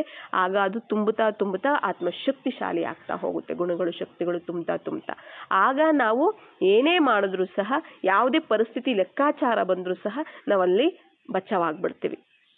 ನಾವಿನ್ನೂ ಅದನ್ನು ಸ್ವೀಕಾರ ಮಾಡಲ್ಲ, ಲೆಕ್ಕಾಚಾರ ದುಃಖನ ಸ್ವೀಕಾರ ಮಾಡಲ್ಲ. ನಮ್ಮಿಂದ ಸುಖ ಹೋಗ್ತಿರುತ್ತೆ ಅವ್ರಿಗೆ, ಅವ್ರ ಹತ್ರ ಇರೋದಿಲ್ಲ. ಅದಕ್ಕೆ ಅವರು ಪಾಪ ಅವ್ರ ಹತ್ರ ಏನಿರುತ್ತೆ, ದುಃಖ ಇರುತ್ತೆ. ನಾವು ಕೊಟ್ಟಿರೋದು ಹಿಂದೆ ಏನೋ ದುಃಖ ತಾನೆ, ಮತ್ತೆ ಅದನ್ನೇ ಕೊಡೋಕೆ ಬರ್ತಾರೆ. ಅವ್ರ ಹತ್ರ ಸುಖ ಇಲ್ಲ ಪಾಪ, ಶಾಂತಿ ಇಲ್ಲ, ಅದಕ್ಕೆ ಅವ್ರು ಅದನ್ನ ಕೊಡೋಕೆ ಬರ್ತಾರೆ. ನಾನು ಹಿಂದೆ ಕೊಟ್ಟಿರೋದು ಅದನ್ನೇ. ಬಟ್ ಈಗ ನಾನು ಏನು ಮಾಡಬೇಕು, ಅದಕ್ಕೆ ಬದಲಾಗಿ ಅವ್ರು ಅದನ್ನು ಕೊಡ್ತಿದ್ದಾರೆ ಅಂದರೆ ನಾನು ಸುಖ ಶಾಂತಿ ಪ್ರೀತಿಯನ್ನು ನಾನು ಕೊಡ್ತೀನಿ ಅಂದರೆ ಅದು ತಗೊಂಡ್ರು ಅಂತಂದರೆ ತಾನಾಗೆ ಅದು ಹೊರಟೋಗ್ಬಿಡುತ್ತೆ. ಅವರಲ್ಲಿರುವಂತಹ ದುಃಖ, ಆ ಸಂಸ್ಕಾರಗಳೆಲ್ಲ ಏನಿದೆ ಕೊಡುವಂತಹದ್ದು ಅದು ಅವರಲ್ಲಿ ಹೊರಟೋಗಿ, ನಾನು ಕೊಟ್ಟಿರೋ ಸಂಸ್ಕಾರನೇ ಅವರಲ್ಲಿದೆ, ಮತ್ತು ಅವ್ರು ಅದನ್ನೇ ಕೊಡೋಕೆ ಬರ್ತಿದ್ದಾರೆ. ನಾನೀಗ ಏನು ಮಾಡಬೇಕು, ಸುಖ ಶಾಂತಿ ಇದನ್ನು ನಾವು ಕೊಟ್ಟಾಗ ಅವರಲ್ಲಿರುವಂತಹದ್ದು ಅವರು ಅದನ್ನ ತಗೊಳ್ತಾರೆ ಅಂದರೆ ಮತ್ತೆ ಅವರು ಅದನ್ನೇ ವಾಪಸ್ ಕೊಡ್ತಾರೆ ಕೂಡ ನಮಗೆ. ಅವರಲ್ಲಿರೋ ದುಃಖ ಸಂಸ್ಕಾರವೆಲ್ಲನೂ ಸಹ ನಿಧಾನಕ್ಕೆ ಸಮಾಪ್ತಿ ಆಗ್ತಾ ಹೋಗುತ್ತೆ. ಇಲ್ಲಿ ಯಾರನ್ನೂ ನಾವು ಬ್ಲೇಮ್ ಮಾಡೋದಕ್ಕಾಗೋದಿಲ್ಲ. ಇಲ್ಲಿ ಯಾರನ್ನೂ ಸಹ ಇಲ್ಲೆಲ್ಲದೂ ಕಾರಣ ಇಲ್ಲದೆ ಏನೂ ಬರಲ್ಲ ನೋಡಿ. ನಮ್ಮ ಹತ್ರ ಕಾರಣ ಇಲ್ಲದೆ ಏನೂ ನಡೆಯೋದಿಲ್ಲ. ಇಲ್ಲಿ ಎಲ್ಲದಕ್ಕೂ ಕಾರಣ ಇರುತ್ತೆ, ಆಯಿತಾ. ಎಲ್ಲದೂ ಡ್ರಾಮಾನೂ ಸಹ ಆಗಿದೆ ಅಲ್ವಾ. ಡ್ರಾಮಾನುಸಾರವಾಗಿ ಏನು ನಡಿಬೇಕೋ ಅದು ನಡೀತಿದೆ. ಆದ್ದರಿಂದ ನಾವೇನು ಮಾಡಬೇಕು, ಈ ಸ್ಮೃತಿಯಲ್ಲಿದ್ದೇ ನಾವೆಲ್ಲವನ್ನು ನಾವು ಸಮಾಪ್ತಿ ಮಾಡ್ಕೊಳ್ಬೇಕಾಗಿದೆ. ಅದನ್ನು ಬಿಟ್ಟು ಅವ್ರ ಆ ಥರ ಅಂದರು, ಇವ್ರ ಆ ಥರ ಹೊಸದಾಗಿ ನಾವು ಕ್ರಿಯೇಟ್ ಮಾಡ್ಕೊಳ್ಳೋದು ಬೇಡ. ಆಲ್ರೆಡಿ ಮಾಡಿರೋದನ್ನು ನಾವು ಕಳ್ಕೊಳ್ಳೋಣ. ಏನು ಅರ್ಧಕಲ್ಪದಿಂದ ಮಾಡ್ಕೊಂಬಂದಿದ್ದೀವಿ ಅದನ್ನೇ ಕಳ್ಕೊಳ್ಳೋಕ್ಕೆ ಆಗ್ತಿಲ್ಲ. ನೀವು ಹೊಸದಾಗಿ ನಾವು ಮತ್ತೆ ಸ್ಟಾರ್ಟ್ ಮಾಡಿದ್ರೆ ಮತ್ತೆ ಹೇಗೆ ನಾವು ಕಳ್ಕೊಳ್ಳೋದು ಹೇಳಿ. ಬಾಬಾ ಅದನ್ನೂ ಒಂದು ಇದರಲ್ಲಿ ಹೇಳಿದ್ದಾರೆ. ನೀವು ಅರ್ಧಕಲ್ಪದ್ದು ಸಮಾಪ್ತಿ ಮಾಡ್ಕೊಳ್ಳೋದು ಈಸಿ ಅನ್ಕೋಬೋದು, ಈಸಿ ಅಂದ್ಕೊಳ್ಳಿ ಒಂದು ಟೈಮ್, ಒಂದು ಮಾತಿಗೆ. ಆದರೆ ಈ ಸಮಯದಲ್ಲಿ ಬಾಬಾ ಸಿಕ್ಕಿದ ಮೇಲೆ, ಜ್ಞಾನ ಸಿಕ್ಕಿದ ಮೇಲೆ ನೀವೇನು ಮಾಡ್ತಿರಲ್ಲ ಇದು ಸಮಾಪ್ತಿ ಮಾಡ್ಕೊಳ್ಳೋದು ತುಂಬ ಕಷ್ಟ ಅಂತ ಹೇಳಿದ್ದಾರೆ. ಯಾಕೆ ಅಂತಂದರೆ ಇದು ಒಂದಕ್ಕೆ ಪದಮ ಅಲ್ವಾ. ನಾನು ಒಂದು ಪಾಪ ಮಾಡಿದೆ ಅಂದರೆ ಪದಮದಷ್ಟು ತಯಾರಾಗ್ಬಿಡ್ತು. ಮತ್ತು ಎಲ್ಲಿ ನಾವು ಕಳ್ಕೊಳ್ಳೋದು ಅದನ್ನು? ಎಷ್ಟು ಯೋಗ ಮಾಡಬೇಕು ಯೋಚನೆ ಮಾಡಿ. ಎಷ್ಟು ಯೋಗ ಮಾಡಬೇಕು, ಎಷ್ಟು ಸ್ಮೃತಿಯಲ್ಲಿರಬೇಕು, ಎಷ್ಟು ನಾವು ಪವಿತ್ರವಾಗಿರಬೇಕಾಗತ್ತೆ. ಅಲ್ಲೇನೋ ಅಜ್ಞಾನದಲ್ಲಿದ್ವಿ, ಆತ್ಮದ ಇದು ಗೊತ್ತಿಲ್ಲ, ಬಾಬಾ ಸ್ಮೃತಿ ಗೊತ್ತಿಲ್ಲ, ಏನೋ ಒಂದು ಪಾಪಗಳನ್ನು ಮಾಡ್ಕೊಳ್ತಾ ಬಂದ್ವಿ. ಆದರೆ ಎಲ್ಲ ಗೊತ್ತಿದೆ. ಅಲ್ಲಿ 20% 10% ಅಷ್ಟು ಅದಕ್ಕೆ ಶಿಕ್ಷೆ ಅಂದ್ಕೊಳ್ಳಿ. ಆದರೆ ಇಲ್ಲಿ ಪದ್ಮ ಅಂತ ಹೇಳ್ಬಿಟ್ಟಿದ್ದಾರೆ, ಕೋಟಿಗಟ್ಟಲೆ ಆಗೋದಿಲ್ಲ ಅಲ್ವಾ. ಎಷ್ಟು ಸ್ಮೃತಿಯಲ್ಲಿರ್ಬೇಕು ಇವೆಲ್ಲ ನಾವು ಸಮಾಪ್ತಿ ಮಾಡ್ಕೋಬೇಕಂದ್ರೆ. ಮತ್ತು ನಾವು ತಯಾರು ಮಾಡ್ಕೊಳ್ತಾ ಹೋದರೆ ತಯಾರು ಮಾಡ್ಕೊಳ್ತಾ ಮತ್ತೆ ಬಾಬಾರವರಿಗೆ ಸತ್ಯವಾದ ಹೃದಯದಿಂದ ಏನೇ ತಪ್ಪಾದರೂ ತಿಳಿಸ್ತಾ ಹೋಗಿ, ಬಾಬಾ ಈ ಥರ ತಪ್ಪಾಯಿತು, ನೆಕ್ಸ್ಟ್ ನಾನು ಮಾಡೋದಿಲ್ಲ ಅಂತ ಹೇಳಿ ಬಾಬಾರವರಿಂದ ಶಕ್ತಿಗಳನ್ನು ತಗೊಂಡು ಬಾಬಾರವರಿಗೆಲ್ಲ ಚಾಟನ್ನು ಒಪ್ಪಿಸಿ, ಏನೇ ತಪ್ಪು ನಡೆದ್ರು ಬಾಬಾರವರಿಗೆಲ್ಲವನ್ನು ಒಪ್ಪಿಸಿ ಸತ್ಯವಾದ ಹೃದಯದಿಂದ ಕ್ಷಮೆಯನ್ನು ಕೇಳಿ ಮತ್ತೆ ಆ ತಪ್ಪಾಗದೆ ಅಂತೆ ಮುಂದೆ ನಡ್ಕೊಳ್ತಾ ನಾವು ಹೋಗ್ತಾ ಹೋಗಬೇಕಾಗತ್ತೆ. ಇವೆಲ್ಲನೂ ಸಹ ಲೆಕ್ಕಾಚಾರ ಸಮಾಪ್ತಿ ಮಾಡ್ಕೊಳ್ಳೋದಕ್ಕೆ ಗುರುತಾಗಿದೆ. ಮತ್ತು ಯಾರ್ಯಾರಿಗೆ ನಾವು ಏನೇನು ಹಿಂದಿನ ಜನ್ಮಗಳಿಂದ ಕೊಟ್ಟಿರ್ತೀವೋ ದುಃಖ ನೋವು ಅವೆಲ್ಲನೂ ಅಷ್ಟೇ. ಎಲ್ಲರ ಬಗ್ಗೆ ದಯಾ ಭಾವನೆ ಇರಲಿ, ಮತ್ತು ದಯಾಭಾವನೆಯಿಂದ ದಾತರಾಗಿ ಅವರಿಗೆ ಕೊಡ್ತಾ ಹೋಗಬೇಕಾಗತ್ತೆ ನಾವೆಲ್ಲರೂ ಸಹ. ಪ್ರೀತಿ, ಶಾಂತಿ ಎಲ್ಲವೂ ಸಹ ಕ್ಷಮೆ ಮಾಡಬೇಕಾಗತ್ತೆ. ನಾವು ಅವ್ರಿಗೇನು ಕೊಟ್ಟಿರ್ತೀವೋ ಅವ್ರು ನಮಗೇನು ಕೊಟ್ಟಿರ್ತಾರೋ ನಮಗೆ ಅದು ನಮ್ಮವರೆಗೂ ಬರೋವರೆಗೂ ನಮಗೆ ಗೊತ್ತಾಗೋದಿಲ್ಲ ಲೆಕ್ಕಾಚಾರ ಅಲ್ವಾ. ಅದರಿಂದ ಪ್ರತಿದಿನ ನಾವೆಲ್ಲರಿಗೂ ಕೊಡ್ತಾ ಹೋಗಬೇಕು ನೋಡಿ. ಅದಕ್ಕೆ ಬಾಬಾ ಸದಾ ಆಶೀರ್ವಾದ ಕೊಡಿ, ಸದಾ ಆಶೀರ್ವಾದಗಳನ್ನು ತಗೊಳ್ಳಿ ಅಂತ ಯಾಕೆ ಹೇಳ್ತಾರೆ ಅಂದರೆ ಇದಕ್ಕೆ ಹೇಳೋದು. ನಮಗೆ ಗೊತ್ತಿಲ್ಲಲ್ಲ ಯಾರ್ಯಾರಿಗೆ ಏನೇನು ಕೊಟ್ಟಿದ್ದೀವಿ ಅಂತ, ನಾವೇನೇನು ತೊಗೊಂಡಿದ್ದೀವಿ, ನಾವೇನೇನು ಕೊಟ್ಟಿದ್ದೀವಿ ಗೊತ್ತಿಲ್ಲ.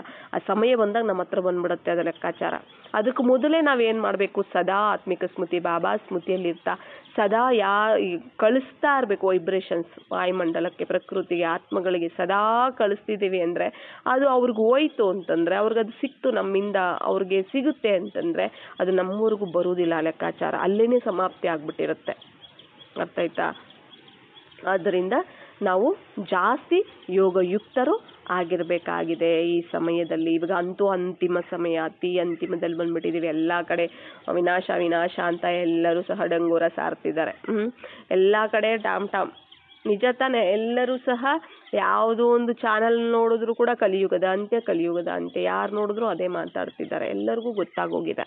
ಬಾಬಾ ಅದನ್ನ ಮುರುಳಿಯಲ್ಲಿ ಹೇಳಿದ್ದಾರೆ, ಎಲ್ಲರಿಗೂ ಗೊತ್ತಾಗ್ಬಿಡುತ್ತೆ ಇದು ಅಂತಿಮ ಸಮಯ, ಈಗ ಹೊಸ ಪ್ರಪಂಚ ಬರೋದಿದೆ ಅನ್ನೋದೆಲ್ಲರಿಗೂ ಗೊತ್ತಾಗ್ಬಿಡುತ್ತೆ ಅಂತ. ಆದರೆ ಈಗ ಅದು ಪ್ರಾಕ್ಟಿಕಲಲ್ಲಿ ಆಗ್ತಾ ಇದೆ. ಎಲ್ಲರ ಬಾಯಲ್ಲೂ ಬರ್ತಿದೆ ಕೂಡ, ಈಗ ಹೊಸ ಪ್ರಪಂಚ ಬರೋದಿದೆ, ಇದು ವಿನಾಶ ಆಗೋದಿದೆ ಅಂತ ಎಲ್ಲರೂ ದೊಡ್ಡವ್ರ ಬಾಯಲ್ಲೇ ಬರುತ್ತೆ ಅಂತ ಹೇಳಿದ್ದಾರೆ, ಅವ್ರ ಬಾಯಲ್ಲೇ ಬರ್ತಿದೆ ಕೂಡ. ಈಗ ಅಂತಿಮ ಸಮಯದಲ್ಲಿ, ಅಷ್ಟು ಅಂತಿಮ ಸಮಯದಲ್ಲಿ ನಾವಿದ್ದೀವಿ. ಈಗ ನಾವು ಏನು ಮತ್ತೆ ಹೊಸದಾಗಿ ಏನು ಕರ್ಮಗಳನ್ನು, ಲೆಕ್ಕಾಚಾರಗಳನ್ನು ತಯಾರು ಮಾಡಿಕೊಳ್ಳದೆ ನಾವು ಯೋಗಯುಕ್ತರಾಗಿ, ಜ್ಞಾನಯುಕ್ತರಾಗಿ, ಜ್ಞಾನ ಸಂಪನ್ನ, ಯೋಗ ಸಂಪನ್ನರಾಗಿ ನಾವು ಏನು ಮಾಡ್ತಾ ಹೋಗಬೇಕಾಗತ್ತೆ, ಬೇಹದ್ದಿನ ಸೇವಾದಾರಿಗಳಾಗಿ ಸ್ವಕಲ್ಯಾಣವನ್ನು ಮಾಡ್ಕೊಳ್ತಾ ವಿಶ್ವ ಕಲ್ಯಾಣವನ್ನು ಸಹ ಮಾಡ್ತಾ ನಾವು ಹೋಗಬೇಕಾಗಿದೆ. ಅಚ್ಚ, ಓಂ ಶಾಂತಿ.